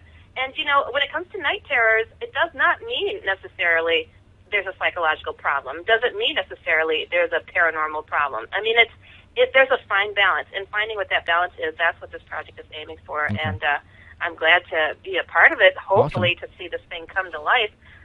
So, I'm trying to help them just get the people together and cool. Have people take a step forward, Sure. to let this be known that this is going on out there, and it's a real phenomenon, and it's something that needs attention. And it's not only in little kids; adults are having the same. They're having the same experiences as kids are. Night terrors. Yes. It does tend to happen to children a lot more than adults. Right. But yeah, it does. It happens. And a lot of things are said to trigger it: stress, caffeine. But who really knows? I mean, I think it depends on, what is the gist of it? What is the source of what's happening? Like you said, your son is predicting things, so that's Right. that's a whole step in another direction. Right. That's fascinating. Okay. All right. Awesome. Okay. Well, Heidi sent over some photographs, and like I said before, they have been placed on the artbell.com website homepage, marked Heidi Hollis for today's date, and we're going to go ahead and get into it. I'm going to put up photograph number 1, and it is a set of lights. Okay. Got it. Go. Yeah. This is interesting because I heard what was just mentioned that they also saw something just like this. I forget his name. Danny. Yeah, Danny. Yeah, I forget his name too sometimes. So. Yeah. He said he saw something like this. And, okay, this is July 14th, triangle-shaped fleet of UFOs recorded over Rockland, Maine. And there's a video, and there's that still photo. Now, I'm not kidding you, but, I was met with some people on the same day who said that they saw the exact same thing, who didn't know that I was into these topics. It was just a friend of a friend. Right.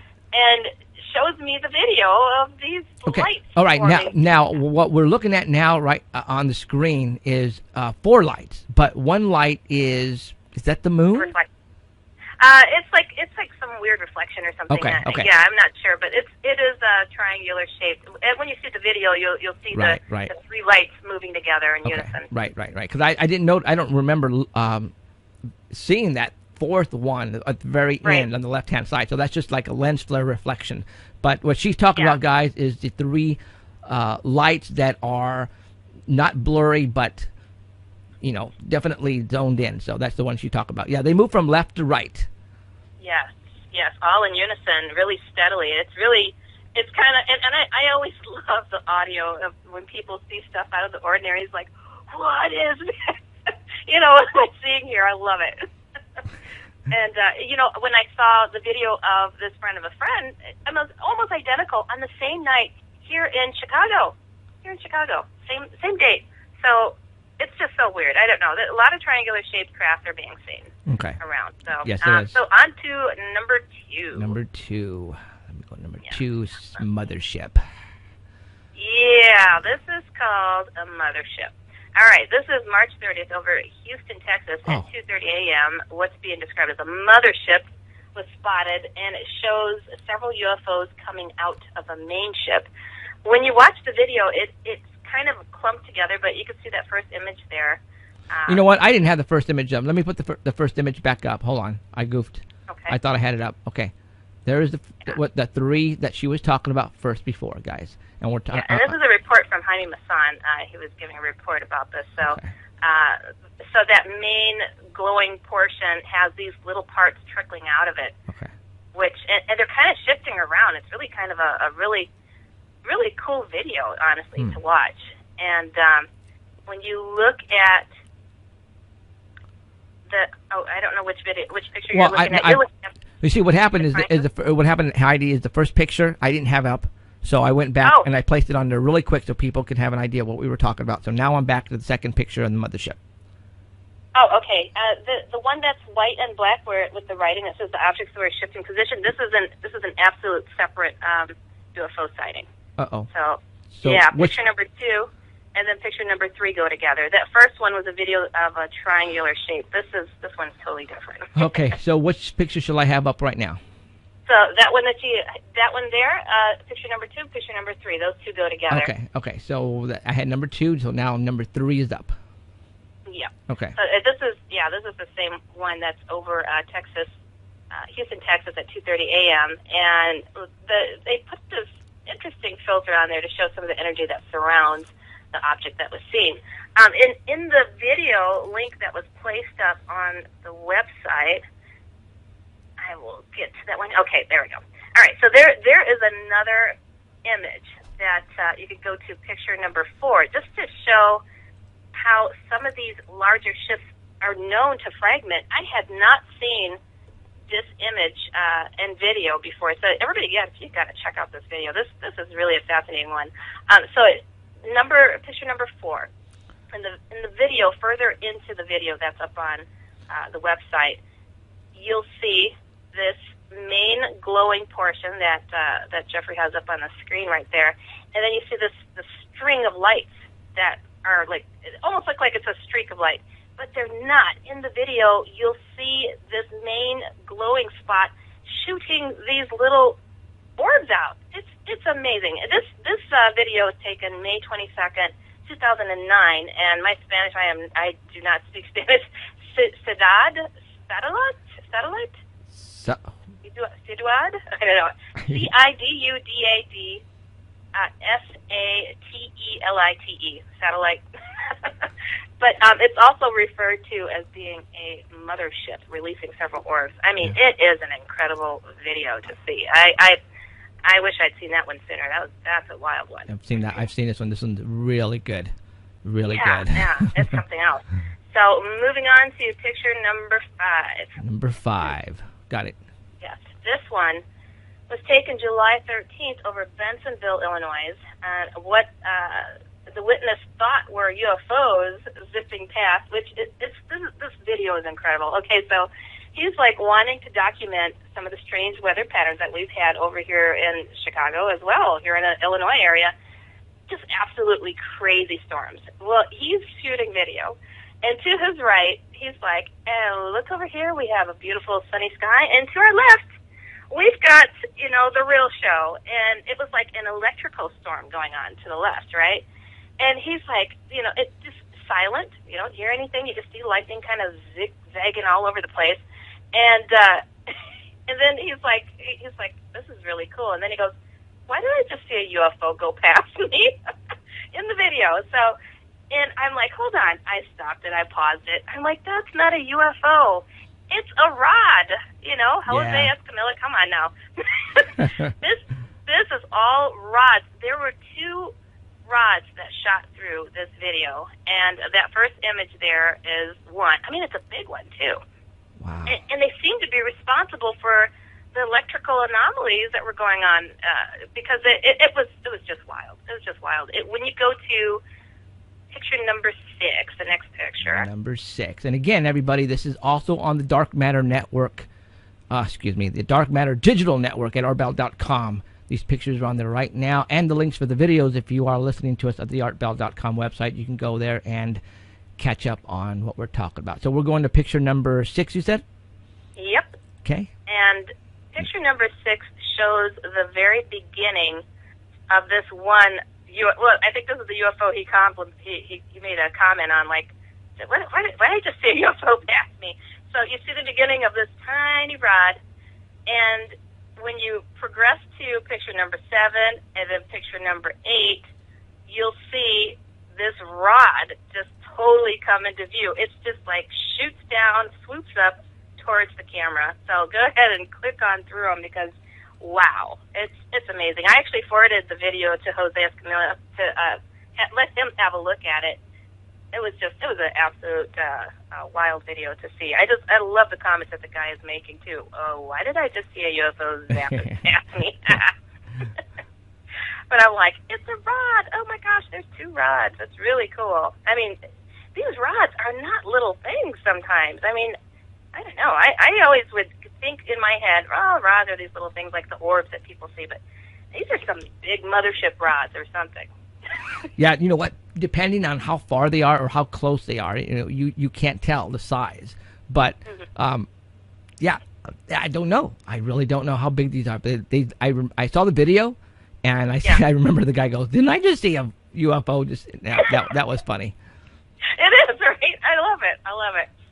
All right. So, all right, now going on to this next one. Now, I got your message on Facebook, and there's a couple other people that have commented in regard to this, because I wanted to get a little public opinion on this, Sure. because it is just so extraordinary. Yes. I don't know these group of guys that have posted this video Right. and these pictures, and it's so hard to know, what the heck is going on out there in the Right. world anymore, because people are able to fake so much. Yes. So, again, I don't know. I'm just putting it out there. If it's a hoax, oh, so be it. And I don't know, but I'll just put the story. Okay, so Yes, go for this is the first picture, June 29th, over El Paso, Texas, at about noon. This fellow supposedly stepped out during his lunch break and saw this beautiful array of clouds. It was just kind of a crazy ensemble, and he decided to take a picture. And he didn't see anything initially, but then he saw this black spot, and so he kind of paid attention to it. You could see from this wider view that you see this odd little anomaly in the middle there. And now, supposedly, these pictures were first submitted anonymously, and now a name has been put attached, Walter C. Lance.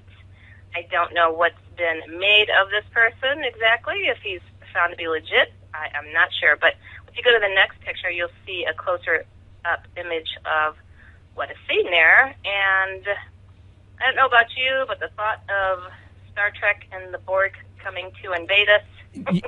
Where this comes to mind is Transformers, the cube from Transformers. Oh, okay. Or Hellraiser, even. Or even Hellraiser, right? Now, and for those who, I emailed or text Heidi a couple hours before the show on the cube situation. This happened in Texas, and the pictures that are coming out are from Texas. I've had actually somebody from Texas who is a fan on Facebook said that one of the photographs, he actually knows a person who took them. So now, taking that into consideration, because I think that the name of the group that put these photographs on their YouTube channel is called Secure Team, and they've been getting a lot of great UFO pictures and videos lately, and I mean unbelievable stuff. But they're the only ones who's getting this stuff, just like Third Phase of Moon. Now, we all know Third Phase of Moon, you guys, and I don't have to talk about them, but these guys might be the same deal. But if this was the case in Texas, and this cube was photographed by several people, don't you think that the media would have picked it up, like the Fox network? 'Cause they like this type of stuff.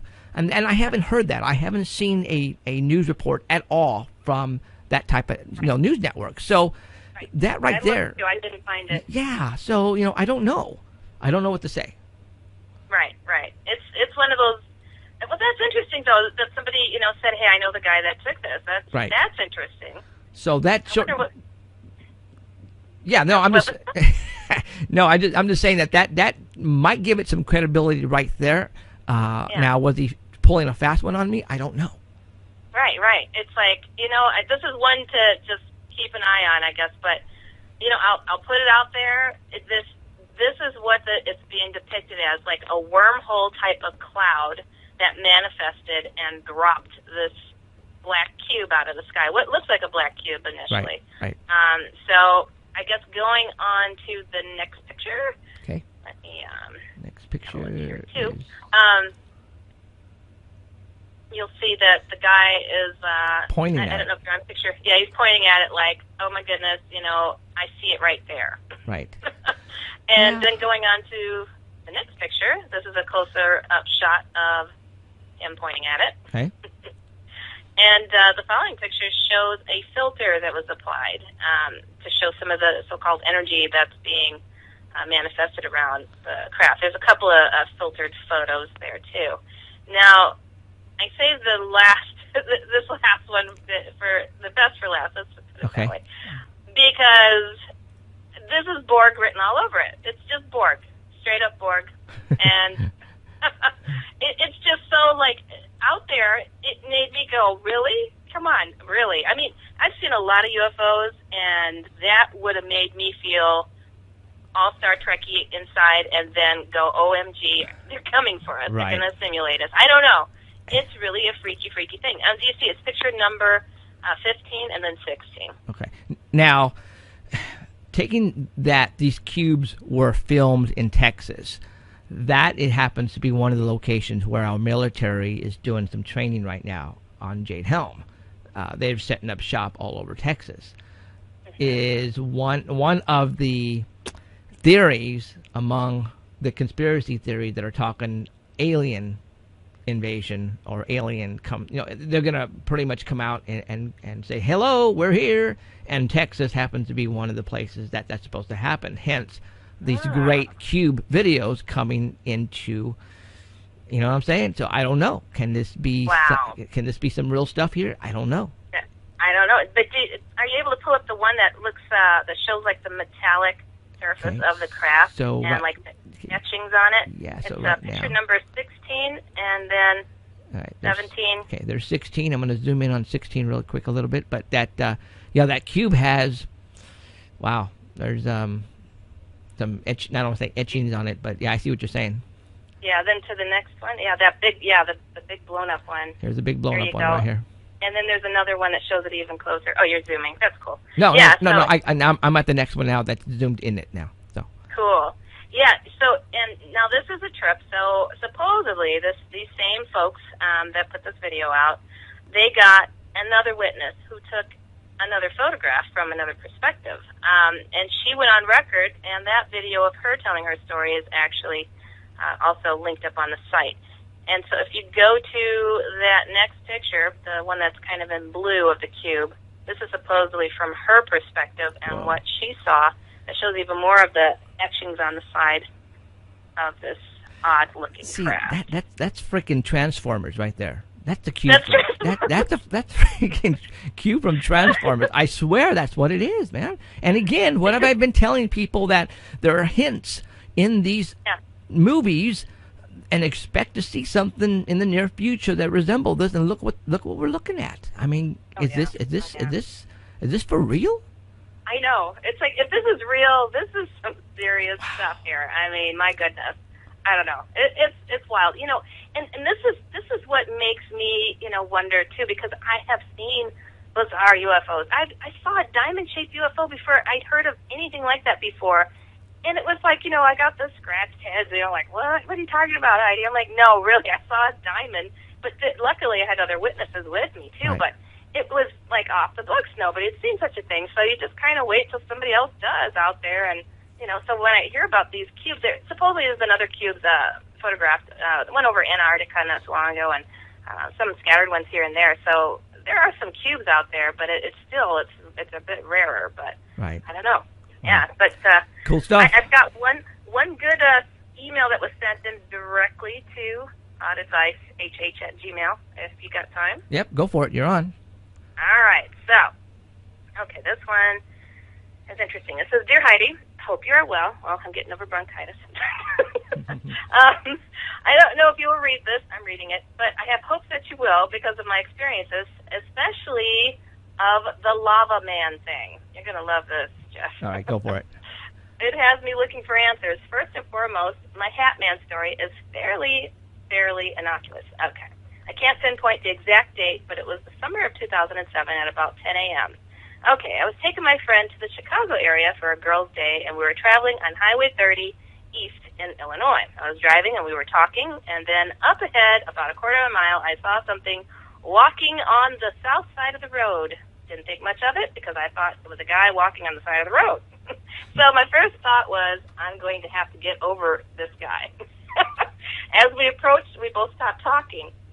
As we passed, we both look over to our right shoulder, and then I looked in the rearview mirror, and he was gone. I said to my friend, "Did you see that?" And she said, "What did you see?" And I said, "Zorro." Zorro? She said, yes.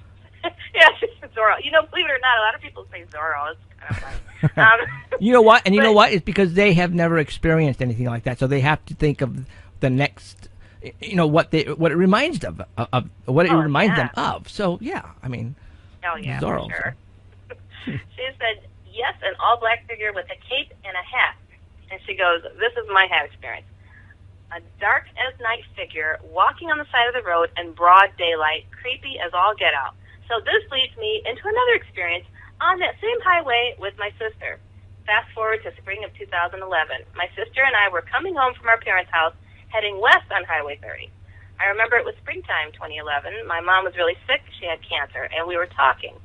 Let me preface this by saying my sister is somewhat of a fuddy-duddy. Yeah, take a swipe at your sister. Meaning if she doesn't want to do something, you're not going to get her to do it. We were talking about my mom, and she was texting her kids. I remember it was springtime because when we left our parents' house, there were farmers out in the fields planting. I remember this distinctly because the wind was blowing in such a way that the dust was coming across the highway at some points. Anyway, the farther we went, the more it got dark. We got about 10 miles out of Sterling, Illinois, and we drove by a field with a tiny field road with trees by it. And I said to my sister, "Did you see that?" She said, "What?" I said, "The thing that looked like a burning bush next to that tree." The thing about this that strikes me as odd is the fact that my sister said, "Go back." So I turned the car around and we drove back east. However, on the way back, we didn't see anything, so we dismissed it. After turning around, going back west, she looked over and there was this thing in the field north of the road that looked like it was on fire. That's when it got weird. Not that the whole thing is not weird, but that highway is a heavily traveled highway until then, and when I stopped on the road to get a better look, it seemed like time slowed down, and I remember thinking when I was looking over to my right and my sister on her phone, on her lap, why is she not taking a picture of this, I'm thinking. I was trying to make some sense out of this. I could see the reflection of fire off my sister, but I couldn't smell anything, or there was no smoke. When I first saw it, I thought, great, it's some farmer committing suicide by fire. Mind you, it was only 40 feet away from me. After about a minute, I said to my sister, "Okay, I'm going to see what this thing is." So I pulled forward and turned slightly to enter the field road, and she started freaking out, saying, "No, no, no, go, go, go." So I went. I know you have probably heard of a lot of weird stuff, but my question to you is, have you ever heard of such a thing? I've tried to research that highway to see if things have happened in the past, but can't find anything conclusive. Why I call the thing I saw Lava Man is because if you have ever seen lava roll and spread, it gets black and then cracks, but you can see the orange and red underneath. That's what it looked like, only in the shape of a man. I know how crazy this sounds, but I saw it. My sister also saw it, and it has bothered me ever since. I don't blame you. I guess I have chalked it up to the particle bangers. She's LOLing. And then she goes, Fermilab, CERN, and windmills creating a vortex. I don't know. I have never heard anyone talk about anything like this. If you have, can you please respond? Sincerely, Suzette. Boom! How about that? That's a new one. Lava Man. Lava right. Man. Yeah, okay. I mean, you've heard of crazy things out there, so I want to hear your take first. Sounds to me like a cartoon antagonist superhero against the Superman. That's what it sounds like to me. You know, something that you can see in a cartoon, a Lava Man. You know what I'm saying? I mean, that's right. I don't know. That's the first time I've ever heard that. What is it, demonic? I mean, I have not heard of this before. I have not. I mean, it sounds demonic, but maybe perhaps somebody had committed suicide or had burned to death in that area, and, you know, they're just reliving their death, you know? Right, it could right. be something like that. Honestly, that's probably the best thing I could think of, but the way that she described the lava, how it cracks and you see the red underneath, and parts of, particles falling off and not smelling anything. I mean, that is just, Wow. that is the most bizarre thing I've heard in a long time. Right. I have never heard of somebody describing what you just read. Never. Yeah. Where's Alan? Come on now, Alan. He's like, it's a demon. I know he's thinking that. No, I'll just put that out there. I'm pretending to be Alan. It's a demon. Because Bigfoot on fire. There you go. Oh. Maybe their skin burns differently and it cracks. Yeah. And I don't know. I'm sorry, Suzette. I'm at a loss. Watch the Lava Man reports just pour in after you put this out there. For all we know, honestly, after I put shadow people out there and the Hat Man phenomenon out there, I mean, it just flowed in. And, I thought I was only one. And then to, thousands of emails later, I am still being shocked by some of the stories. So, honestly, after sharing your story, I wouldn't be surprised if somebody has experienced something like this, that they will come forward and share. So thank you for being bold enough to share such a story. That is a doozy, which is, I believe you. Got to believe your neighbors Yeah, at absolutely. some point. So thanks for sharing. That was a wild one. That is, Wow. like I said, I've never heard of a story like that at all. Never. So Yeah. that's the first one for me. So, wow. Cool beans. Okay. Well, Jeffrey, that's what I got for the evening. Awesome. And again, I want to invite everybody, if you have night terrors, sleepwalking, and sleep paralysis, all that good stuff, please write me at dufoutlander@gmail.com, DAFoutlander@gmail.com, and hope to get some help to people and some attention to these topics. So, Absolutely. So, all right. Thank you, Heidi. And again, Heidi's information and the pictures and video links that we have been talking about tonight, if you're on the artbell.com Dark Matter Digital Network, you can go to the homepage and review them again if you want. So, all right. Thank you, Heidi. We'll talk to you next week, okay? thank you. Thank Good you. night. See ya. Okay. Bye. All right. That was Heidi Hollis. Okay. Let's go ahead and get into it now. I have, like I said, a bunch of stuff that I want to talk about. We have talked about the stuff that is happening now and the stuff that is going to happen in the near future. Now, what the heck are you talking about, Jeffrey? Well, the month of September 2015, this year, in about 3 months now, it's July, August, September. Yeah, we're almost there. A lot of people are saying that some crazy stuff is coming our way, and that's one of the reasons why our military is involved in the Jade Helm.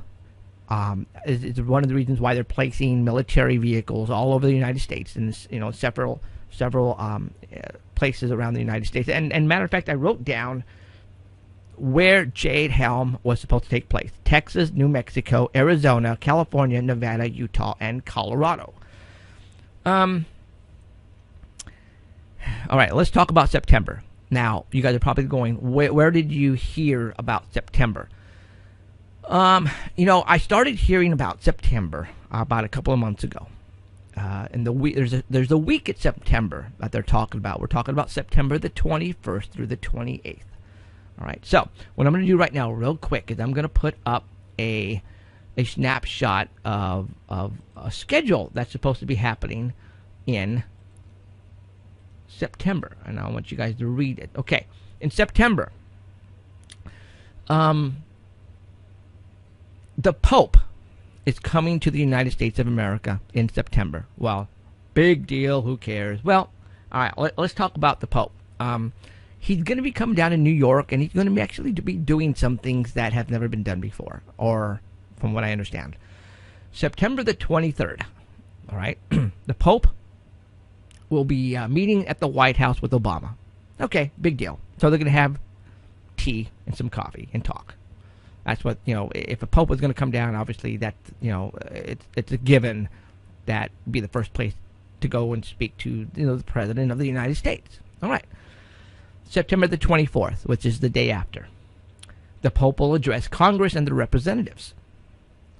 I wonder what's that all about. Well, supposedly climate change, save the world, all that stuff. Okay, I can see that. I can see that happening. September the 25th, the Pope will address the United Nations. What about? Oh, climate change. Let's, save the world. Okay. All right. September the 26th. September 26th happens to be a date. And if you have not been watching my show or listening to my show the past, let's say, month, we have talked about that particular day. Something big is supposed to happen to September the 26th. Do we know what that thing is? Do we know what is supposed to happen on that day? No, I don't. All I can tell you is that day happens to keep coming up over and over and over in everything that I do research on in social media, in YouTube videos. People make videos and they talk about this week, but the 26th happens to be the day to look for. Now, what's going on that day? In the United States on September the 26th, there just so happens that there's a lot of festivals happening on September the 26th in the United States of America. Festivals. What kind of festivals, Jeffrey? Music festivals. Like an example. Oh my gosh, the name completely spaced. Well, anyways, okay, big concert festivals, all right? But these particular festivals that are occurring on that day, or that weekend of the 25, 26, and 27, have to do with the world, with the future of the world.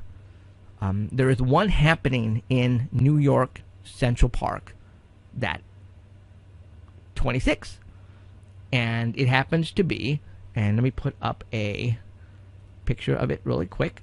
Hold on. And I believe it's this one right here. It is called the Global Citizen Festival.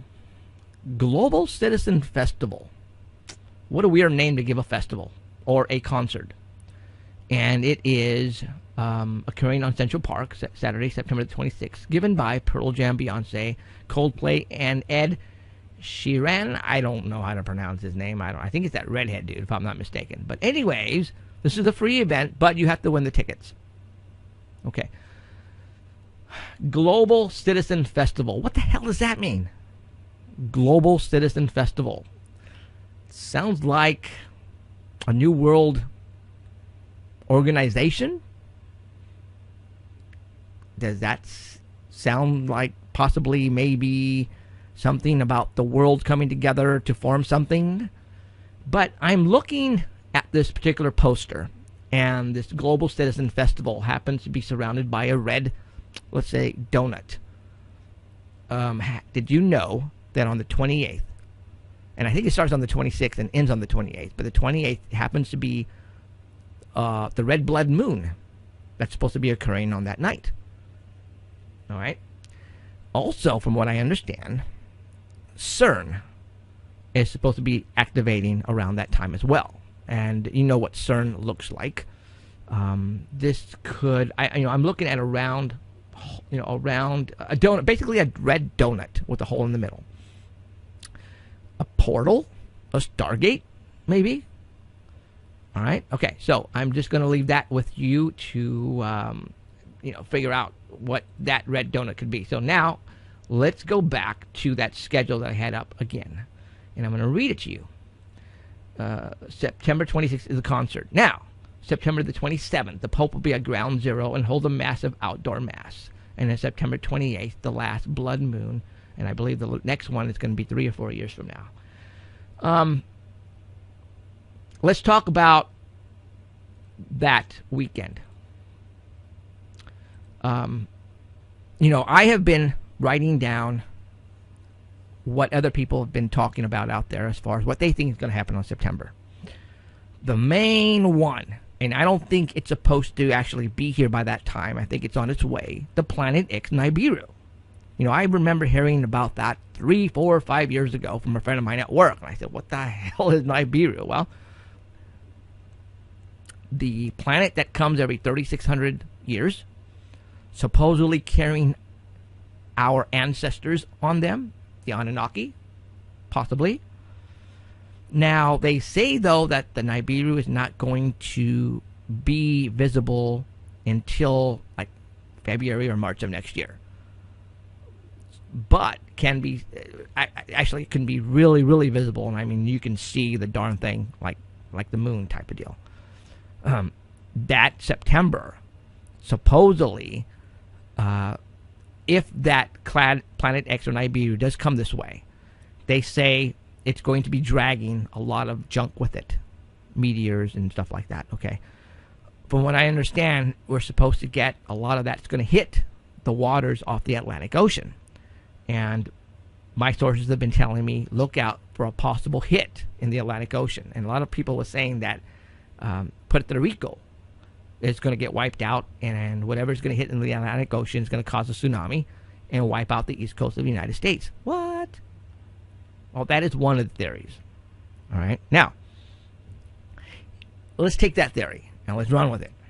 Okay, if that's going to happen, let's just say, for all those who are listening on the East Coast, I am not trying to scare you, but I am telling you what noise is coming out on this week of September, and I'm going to give it to you. All right? I'm not making any of this up as far as trying to scare you, because I am telling you what other people are talking about, and everybody's talking about it. All right? So let's just say something happens in the Atlantic Ocean and we have a tsunami and it wipes out the East Coast. Now, a month ago, 4 weeks ago, 3 weeks ago, we were talking and showing videos and photographs on this show here about hints in movies that talk about doom, talk about destruction, talks about the date 9/26/9/23, and those dates keep coming up, and it happens to be coming up, those dates, in movies that have meteor impact involvement, big planet impact involvement. Those are the dates that are coming up. And if you want to know what I'm talking about, then go back to our archives. You can go to Paranormal Central at the YouTube channel and watch our past 4 weeks, and you'll understand what I'm talking about. Or you can go to our live stream. And for those who don't know, we are broadcasting right now Sundays at 6 o'clock p.m. to 9 o'clock p.m. Pacific time every Sunday. And you have 2 ways of catching us live. Either if you want to see us, because we are broadcasting on one hell of a studio that we built especially for you, live HD quality, then go to paranormalcentral.net. That's our website. And you have 2 ways of clicking over. You can go to live stream, and you can watch us live Sundays from 6 to 9. Or if you don't want to watch us, and if you're on the road, or if you are working, you can get the app, the TuneIn app, at the artbell.com website, and you can just listen to us. No sweat.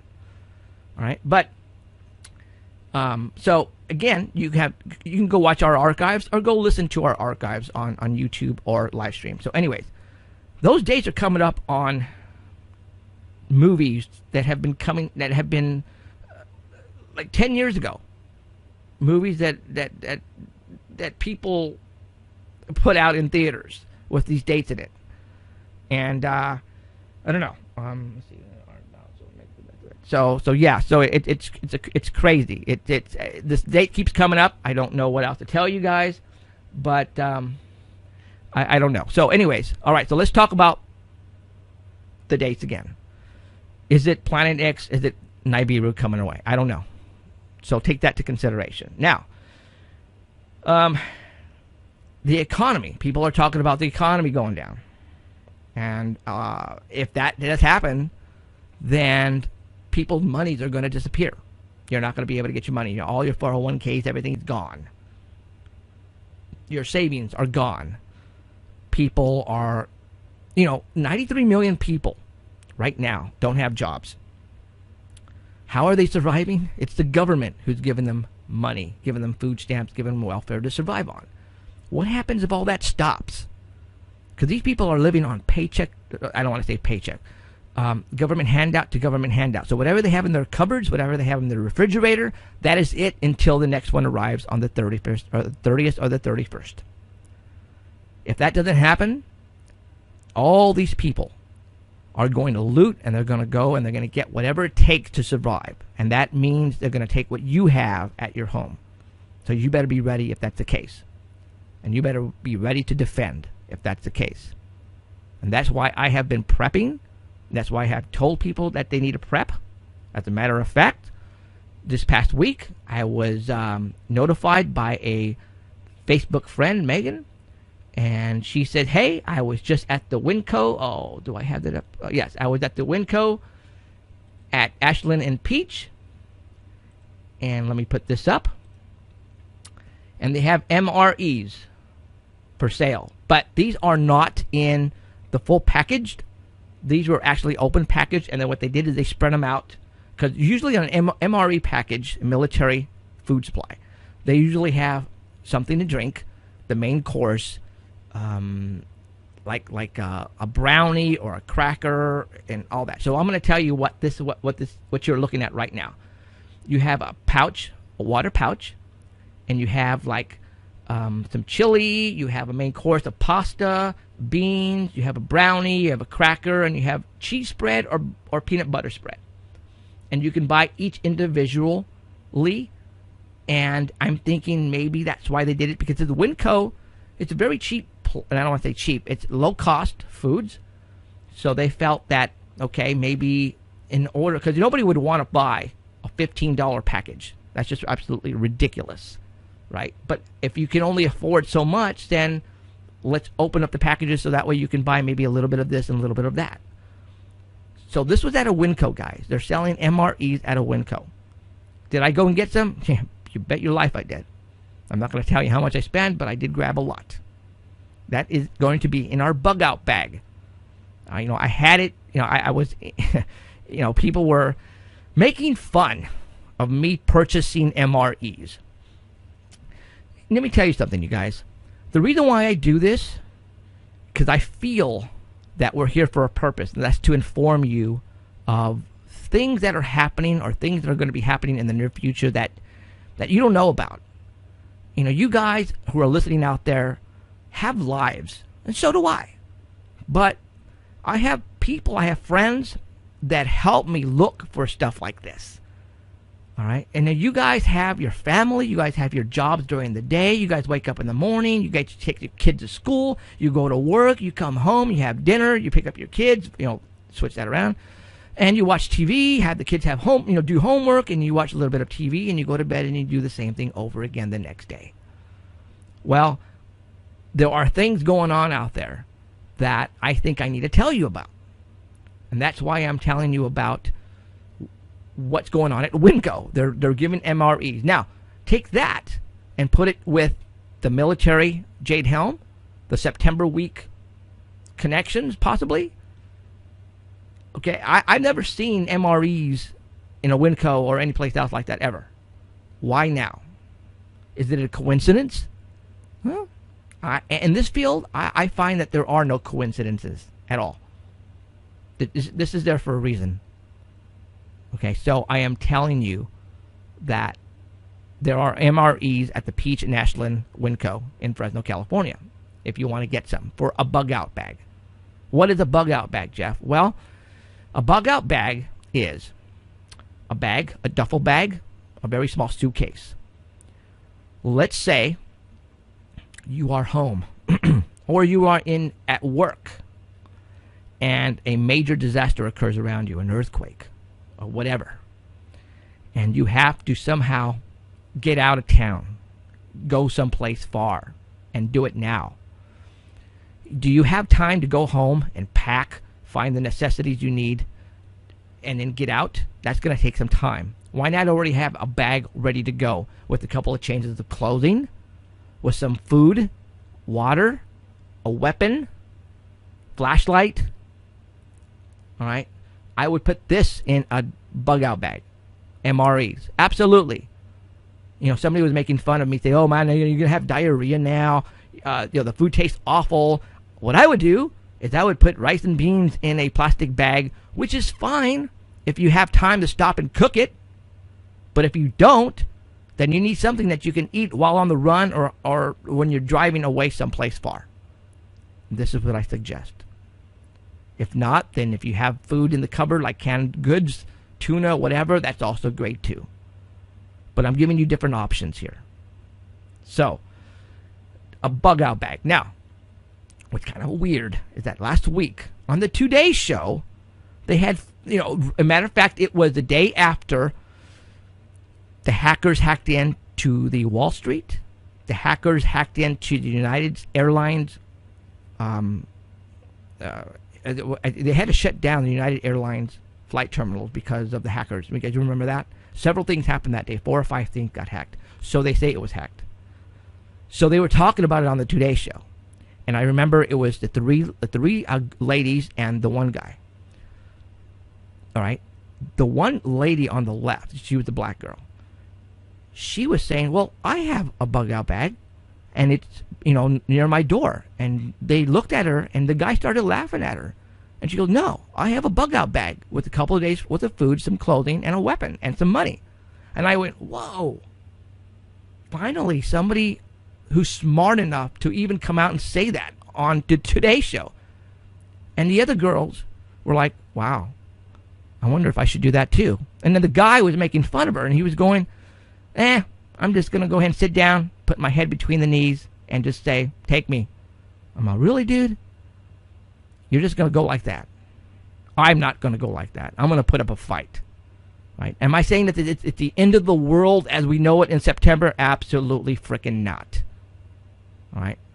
But something is coming up. Now, last week, no, I take that back. I think it was Wednesday. I'm looking at here. It was last Wednesday, July the 15th.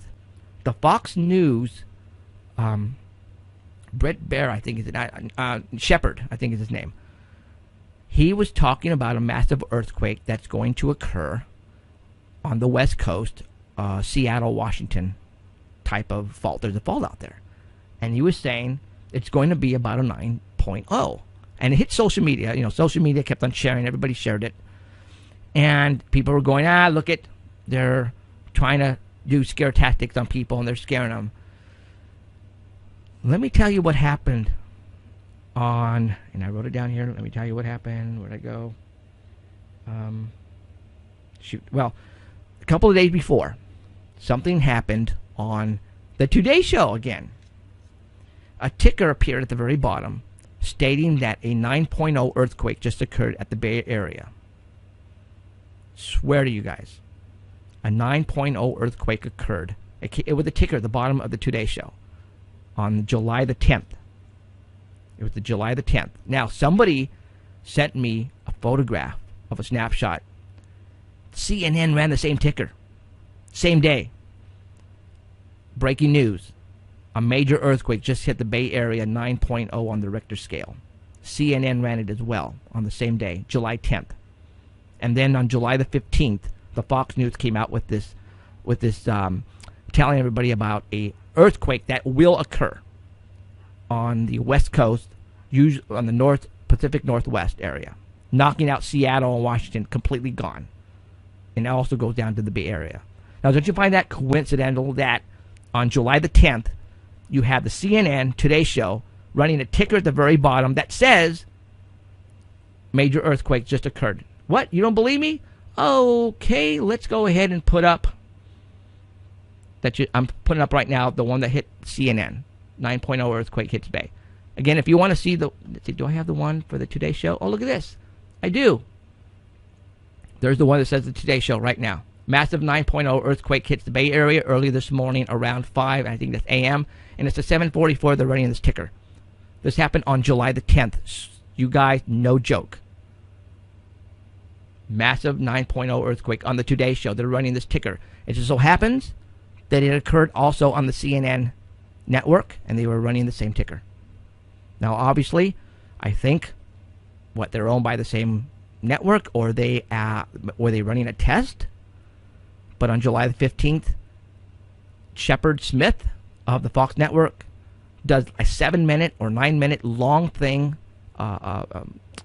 information on an earthquake, Pacific Northwest, which includes the Bay Area as well. Coincidental? Again, I don't think there are coincidences in what we talk about here. All right, so what I'm going to do right now real quick is I'm going to run you that interview that I had with the producer of Destination Truth. And he called me a couple days ago, and he goes, "Hey, Jeff," he goes, I'm calling you because I'm looking for a team. I want to produce another paranormal show, and I would like to locate a team, find a team that I can work with, and put them on TV." And I called them back later that afternoon. I said, "Hey, well, why don't you?" Actually, I placed a Facebook note on my wall, and I sent that out, and he got some emails on that. But I said, "Well, why don't you come on the air and talk about it, and that way you really hit the masses, because obviously we're on the Dark Matter Network, digital network that is, and you can hit a lot of people that way." So a couple hours, actually 3 hours, 4 hours before the show today, he came on, and we went ahead and pre-recorded let's go ahead and turn this up, and here we go. Okay, welcome to the show. We have Neil Mant of Mant Brothers Productions. How's it going, Neil? Doing great, Jeffrey. Awesome.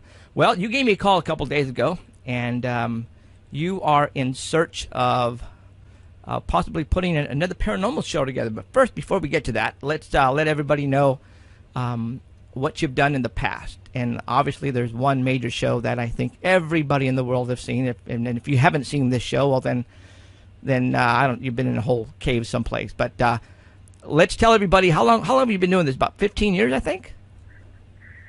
Well, I've been in television for over 20 years, but in 2005, I first created the show Destination Truth, which I think came out in 2007, actually. But we did the pilot in 2005. It took a while to get to TV. But Destination Truth ran for a number of years on the Sci-Fi Channel. And then Josh Gates moved on to his new show, Expedition Unknown, on Travel Channel. Right. Okay. And but you've done a lot of stuff. I was looking at your. Oh, yeah. I mean, $million Arm. You did that, right? Yeah, $1 Million Arm for Disney. We created Jim Rome's Burning for ESPN. We had shows on Food Network and Showtime, and I have a new paranormal show coming out as a special in August. I think it's August 14th on Destination America. It's called My Child Sees Dead People. Pretty cool show. Wow. So I've always been a fan of the paranormal ever since I was a kid. Right. Now, is that going to be a series or just a one-shot deal?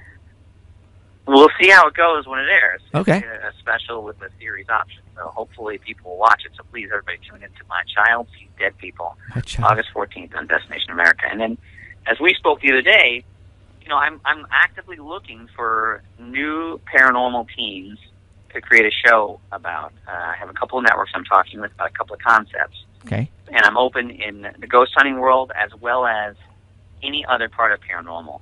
But what I'm looking for are two key things. One is characters. The people have to be good and authentic. And two, I would love to find a new hook. And I don't necessarily.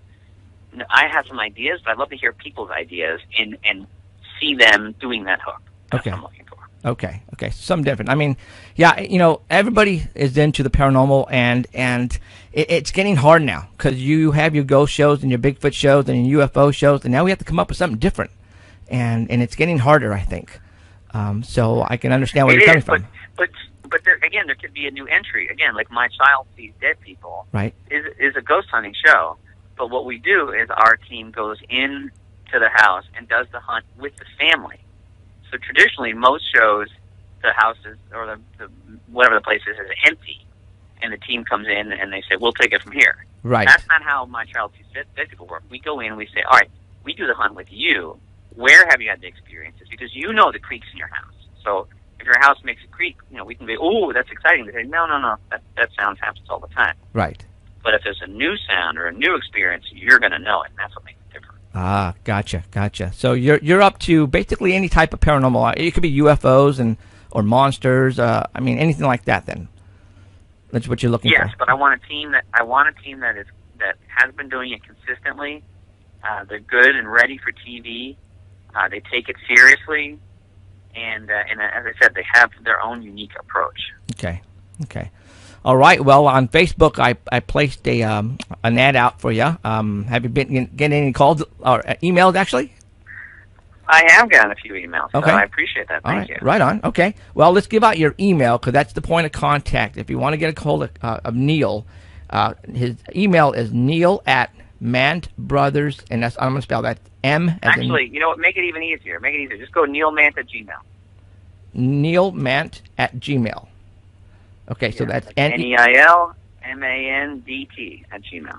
at Gmail. Okay, that'll work. All right, guys. All right, Neil, thank you very much for coming on and letting people know what you're looking for, and hopefully we can get somebody out there, who knows. And it doesn't matter, too. It could be, well, does it have to be in the United States? Because we have fans all over the world who's listening right now. You know, I'm open everywhere. Okay. But most of my shows are in the U.S., but I'm open globally. Okay, right on. Okay, Neil, thank you very much for calling in, and hopefully you'll get a bite here pretty soon. All right, thank you so much. All right, thanks, Neil. Take care. All right. Again, that was just a really quick interview with Neil to get the word out that he's trying to find a new show to put on the TV. I think he's already talking to a couple of networks. He told me he couldn't tell me which ones, which is fine, but hopefully he'll get a bite here pretty soon. And if you want to be a star, his email is neilmand. It's MANDT at gmail.com. All right. All right, let's go ahead and get back into it. We have a lot of people listening right now on the Dark Matter Digital Network. I want to say welcome all of you who are listening wherever you may be. It is a very special night tonight at 9 o'clock p.m. Pacific. You guys all know the reason you're here is Art Bell is coming on to do a test run tonight for the first time in 2 years since he's been on. So I want to welcome you. My name is Jeffrey Gonzalez. I am the host of a show called Paranormal Central. And we've been doing the show here on the Dark Matter Network now going on 2 years, and we broadcast from 6 o'clock p.m. to 9 o'clock p.m. Pacific. So I hope within the next half hour while you're listening, I hope you enjoy it. We've been on since 6 o'clock. If you want, you can go back and listen to the archive at the Dark Matter Digital Network. Keith has been kind enough to be archiving our shows. And we had David Paulides, and we also had Keith on the first hour. First 20, 30 minutes actually talking about art and everything. So we had a really good show today. And again, if you want to go back and listen to all of our archives, you can go to the YouTube channel at Paranormal Central. Just search that in YouTube and you can find us. So let me continue on here because we got about 25 minutes left until Art Bell comes back. Can't wait for that. All right, let's continue talking about this coming September. Wow. CERN. People say they've been activating CERN, or they're going to activate CERN to open up a portal, a wormhole. Are they trying to let something in? Something evil? That is one of the theories out there, that they are trying to open up a portal and evil is going to come in, and that's what they're doing. God, I hope not. I mean, I really hope not. Is that the case? I don't know. But what I'm doing is I'm giving you guys the heads up of what I've been hearing on the internet and in my sources. Okay, so it might sound absolutely ridiculous, and it does. But this is what we talk about. This stuff about it's ridiculous that you can get monsters. We talk about monsters here, guys. All right, Paranormal Central. We talk about everything: conspiracy theories, monsters, Bigfoot, UFOs, ghosts, fairies, and we talk about gnomes. We talk about all that great stuff here.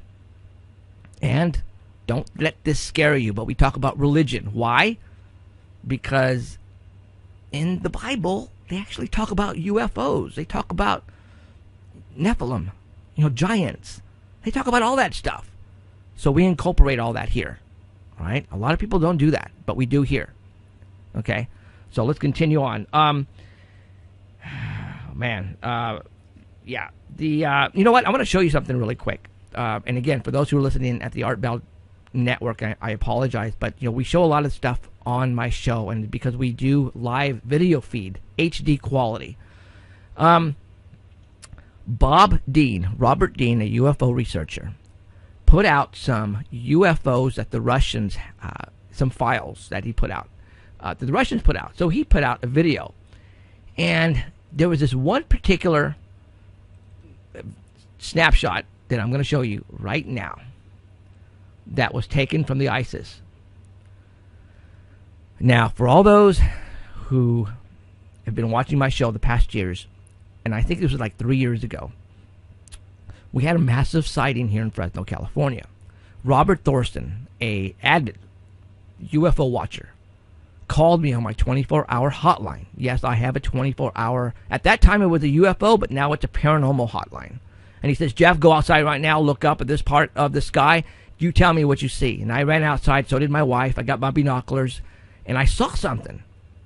And we witnessed it for about 6 or 7 hours in one spot in the sky, way up in the atmosphere. I know it wasn't really low. It was way up in the atmosphere. Okay.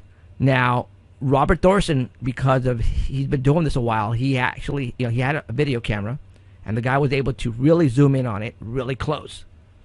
Let me show you a snapshot of his video right now. Here it is. Okay, this is what was off the video. Do you see a resemblance of the, and I'm going to say UFO, unidentified flying object, because that's what it is. I'm not saying it's Martians from Mars or Uranus. It's a UFO, frickin' UFO. All right? This is what we got over Fresno. And I'm not saying, when I say over Fresno, in the line of sight of the people in Fresno, because this thing was in the atmosphere. How do I know that? Because we witnessed 7 large airplanes flying underneath this. And several of them started to drop chemtrails underneath this object. Because people were calling me, going, do you see what these planes are doing? They are trying to cover up so you can't see this thing in the atmosphere. And we went, wow. I got a call from NBC. I got a call from KMJ Radio. Blake Taylor actually went out and said, dude, what is it? I see it. I'm going, dude, I have no idea.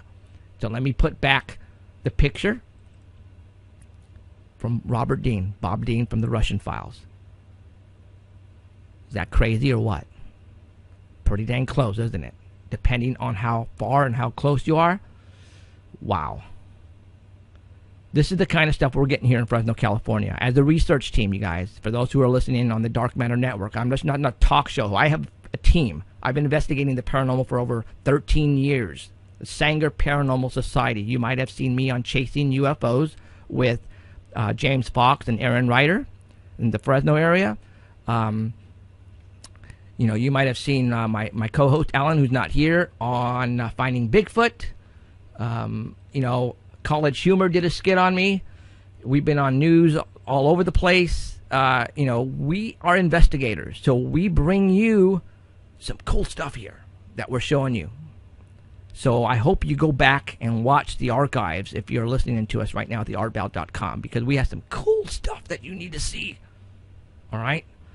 All right, so let me go back right now to my desktop and see what else I have. Okay, I'm going to show you a picture from Pluto. You guys know that the I don't remember the name of it, but our satellite has just recently flew by Pluto. All right, I'm putting up a picture right now. Excuse me. Now, is that crazy or what? That's an actual photograph on the left-hand side of the planet Pluto. And if you look on the right-hand side, somebody grabbed the animated Pluto dog and placed it on the planet itself and said, hey, look, Pluto, there's an image of Pluto on Pluto. Really? Are you frickin' kidding me? I see it. Do you? Yeah. Is that a coincidence? That's telling me that somebody is having fun with us. And when I say with us, the human race. I mean, what are the odds of a planet called Pluto and all of a sudden you see the frickin' dog's image on the damn planet? That's telling me that ain't an actual photograph of Pluto, to be honest. That isn't. That can't be. I mean, come on. What are the odds? Really? Yeah, and I'm sure for all those who are listening right now on the artbout.com website, probably are on Facebook and have seen the photograph in question. Because if you guys are watching or going to listen to Art Bell tonight, then you guys know probably exactly what I'm talking about. Yep, that's crazy. Yeah, do I believe that's an actual photograph? I don't know. I really don't. I don't. All right. So, yeah, where are we at here? We got about 12 minutes left till the Art Bell returns.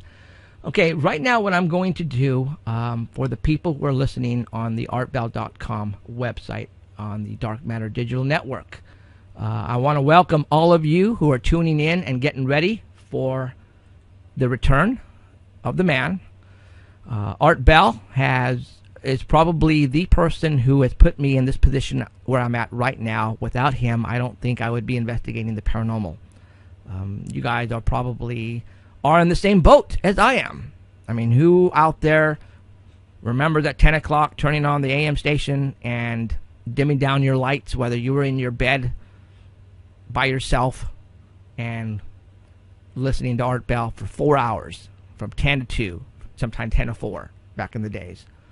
And it was me. I was there. And he got me going to investigating the paranormal. I started a group called the Sanger Paranormal Society 13 years ago, and I've been doing it ever since. And the reason why I'm doing this show is because I was acquiring so much great evidence that I wanted to show all you guys out there. And the only way to do it was to do a show like this on video, which I did. And then Keith Rowland got a hold of us 2 years ago and said, hey, I started this Dark Matter Network thing, and I want you to come on board. And I said, heck yeah. And I knew this day would show up. I knew this day would come, 2 years after the whole satellite radio incident. But actually, it happened really quick. I think it got here really quick now. To a lot of people, maybe not. But, I've been doing this for a while. So, we've been investigating the paranormal, monsters, Bigfoot. You guys, we have some great stuff. You guys all remember hearing about Bigfoot leaving impressions on a window. Well, that was us. That was my truck. And yes, I still have the windows of that incident preserved in a case. A lot of things, Monsters and Mysteries did a episode on us and the windows. If you guys happen to witness that, that was us. So we're just not behind the microphone. We're also investigators. I have a 24-hour paranormal hotline. And let me give that to you guys right now, because there are people right now who are listening to Art Bell, again, who have never heard of us before. And I am glad you guys are tuning in early, because, you're going to get the last 15, 20 minutes of our show. And I want to give you that phone number in case you want to call us and, tell us something top secret that you don't want to tell anybody, that you have a photograph or a video of something very, very cool that you want to show us. Also, to let you know, I'm taking this video show, to TV. The Fox Network in Central California just ordered 26 episodes of our talk show. And so we are in the process of shooting, and they're going to start airing the TV talk show in September on either the Fox Network or the CW, because it's Sinclair Broadcasting owns both networks here in the Central California. So hopefully by next week I will let you know what network we're going to be on. And then eventually, like dominoes, it will take off, and hopefully you'll be able to see it nationwide. But if not, we're going to place those TV episodes on YouTube so you can visually see them yourself. We have some great stuff. It's just imagine the Jimmy Kimmel or Jimmy Fallon talk show. Just take his set, remove everything, and place paranormal props everywhere. A cool atmosphere set with a live band. I also have a live band. Really awesome live band. As a matter of fact, on our exit song called The Unexplained, it was recorded for us, specifically for this show, by the band Possessed Tranquility. You can get a lot of information on them at our website at paranormalcentral.net. And you'll be able to see the band and order their stuff on the web. The Unexplained is an awesome tune they wrote especially for us for this show. So you'll be able to see our TV show if you are in the central part of California on either the CW or the Fox Network. And eventually, again, you'll be able to see it on YouTube after that. But I'm in talks with Hollywood of getting this thing national and then worldwide. And I think it's going to happen here pretty dang soon. So I hope you guys are ready for something very new. It's not something that has been done before. It's like I said, I own the show concept. It's mine, and you guys are going to enjoy the heck out of it, because this show purpose on TV, again, it's I'm going to bring on people that have witnessed this stuff, have witnessed the paranormal, have seen it, have recorded it, have audio of it, have photographs of it, and I'm going to show it to you live on the TV with the person sitting right next to me on the sofa. Right? And I'm going to bring rock stars. And I'm going to bring actors that you've seen in theaters, big-time actors. Because you know why? Everyone has a story. And I want them to tell it to you guys. And that's what I'm going to do. Again, it's just like going to be just like Jimmy Fallon and Jimmy Kimmel. But take out everything and just have paranormal. That's it. And that's what you got from us here at Paranormal Central.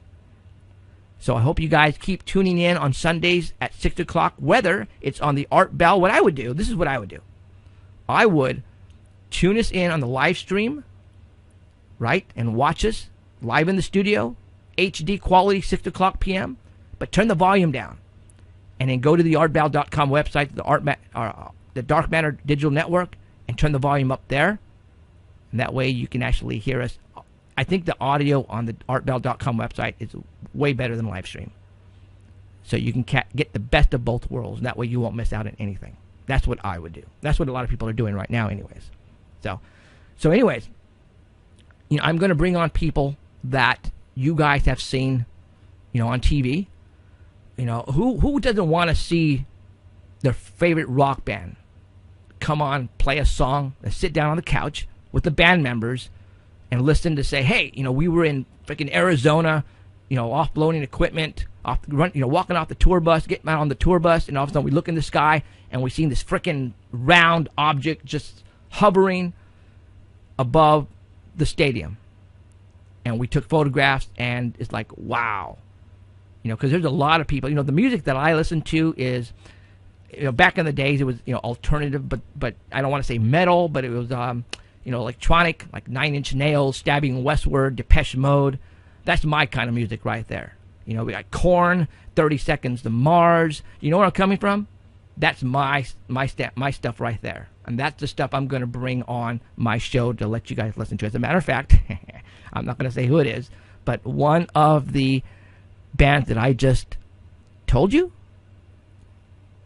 I already talked to the manager, that as soon as we get a deal major deal on national, they're going to come and be my first band to perform live. So it's one of the bands that I just announced. So you're going to have to go and rewind it and listen to it and see which band am I talking about. Because it's awesome. That's what I mean. They love this stuff. They love this stuff. And once they see the set, and once they see the ambience of the stage, they're gonna be knocking on our door, wanting to come and perform their hit song and sit on the couch and talk monsters. I mean, who wouldn't want to see that, right? Well, that's what you're gonna get here. All right, we got about 8 minutes left. Isn't that right, Mr. Keith? Keith Rowland is actually going to send me a message right now telling me exactly how much time I have. So that way we can get on to what you guys are actually here for. Mr. Art Bell himself. 5 minutes to music. That's what I'm talking about. We got 5 minutes left. So let me give you our 24-hour paranormal hotline. And I hope you guys got something to write with and something to write on with. And that is area code 559-287-8367. One more time, area code 559-287-8367. That phone number is on our website. The last four numbers represent the letters UFOS. Yes, I did that on purpose. If you want to write us, to send us something, you can go to the paranormalcentral.net website, and there is a form, very easy form you can fill out to send us a message. It requires your name, your email, and that's it. And then you write down in the narrative below what you want to send us, and it goes right to me personally. All right. Next week we are probably going to take callers. This today I didn't take any callers because I had a full show today. I had Keith Rowland on. I had David Paulides. I had Danny Valderrama with the Bigfoot report. Again, for those who, if you missed it, on the artbell.com website right now, listening, at the beginning of every show, I have a reporter who's a Bigfoot reporter. His name is Danny Valderrama, and he comes on for about 20 minutes and gives us the week's report on Bigfoot from all over the world. And then after that, we get into it and we talk paranormal. Then about an hour down the road, we talk to Heidi Hollis, who's the author of The Hat Man. And she is actually an author of several books, but she comes on and she talks about the recent UFO sightings and ghosts. And you can actually, both reports are on the Dark Matter, actually artbell.com's homepage right now. You can go back and watch those and look at those pictures if you want. So, all right. So I think I pretty much just promoted the hell out of our show, and that was my intent. Because if I've got the audience right now, I'm going to use it. I'm not going to lie, guys. But I'm just telling you, there are a lot of good shows on the Dark Matter Network, Dark Matter Digital Network. There's a lot of good shows. I want you guys who are listening right now to come back starting Monday, even earlier if you want. That Keith has lined up a great schedule for all you guys. Paranormal 24 hours a day. You can't get, I mean, where are you going to get that from? Well, nowhere except here. And don't forget about us here on Sundays at 6 o'clock p.m. to 9 o'clock p.m. Pacific. Again, you can go to paranormalcentral.net. That is our website, and you can go there and view all the stuff that we have there as far as Bigfoot photos. Yeah, we actually got some photos of Bigfoot. No freaking lie. I swear to you guys. We got some great stuff there. We've been there, done that. We've been, in searching the paranormal for a long time, and we have some great stuff, and we're going to keep giving you that great stuff. So, all right, we got 2 minutes left. So I want to thank everybody who's here now listening and who has been listening since 6 o'clock p.m. I want to thank Keith Rowland for coming on and talking about the Dark Matter Digital Network, and obviously giving us the wowies on Art Bell coming on here in about a couple of minutes. So I hope, again, this is going to be the first time doing this with Art Bell Live. So if they experience some glitches, just go with it. Who knows? Millions of people are going to be listening in right now. They might crash the website. Wouldn't that be nice? Or the government. Either way, that would not be nice. So, again, I want to thank David Paulides for coming on. For all those who don't know, David Paulides has been on several times, and something might break. Yeah, something might break. Keith Rowland just said, something might break. Well, come on, Keith. You're better than that. Nothing's going to break. I think it's going to be the government, dude. And like you said, right now the weather is not good in Pahrump. So they got some lightning thunderstorms going on in Pahrump, so they might lose the feed because, Art is broadcasting live from Pahrump, and Mr. Rowland is in Arizona, I believe. So anything can happen tonight. But if it does, just keep hanging in there, and hopefully everything will turn out awesome. So, all right, we've got 30 seconds left. Again, my name is Jeffrey Gonzalez. I am the founder of a group called the Sanger Paranormal Society, with my co-host, Alan Thomas, who's not here right now because he just had surgery a couple of days ago, and he's in bed, and he will be with us hopefully next week. I want to thank Danny Valderrama for the Bigfoot report, Heidi Hollis for all other reports, UFOs and ghosts and all that kind of good stuff. So, and Emerald. Forgot to say hi to Emerald if she's listening. Emerald is not with us anymore, but she will be back around December. And thank you. All right, that's it. I'm out of here. You guys stay tuned for the Art Bell Show coming up in a couple of minutes. My name is Jeffrey Gonzalez. Thank you. See you next week. Bye.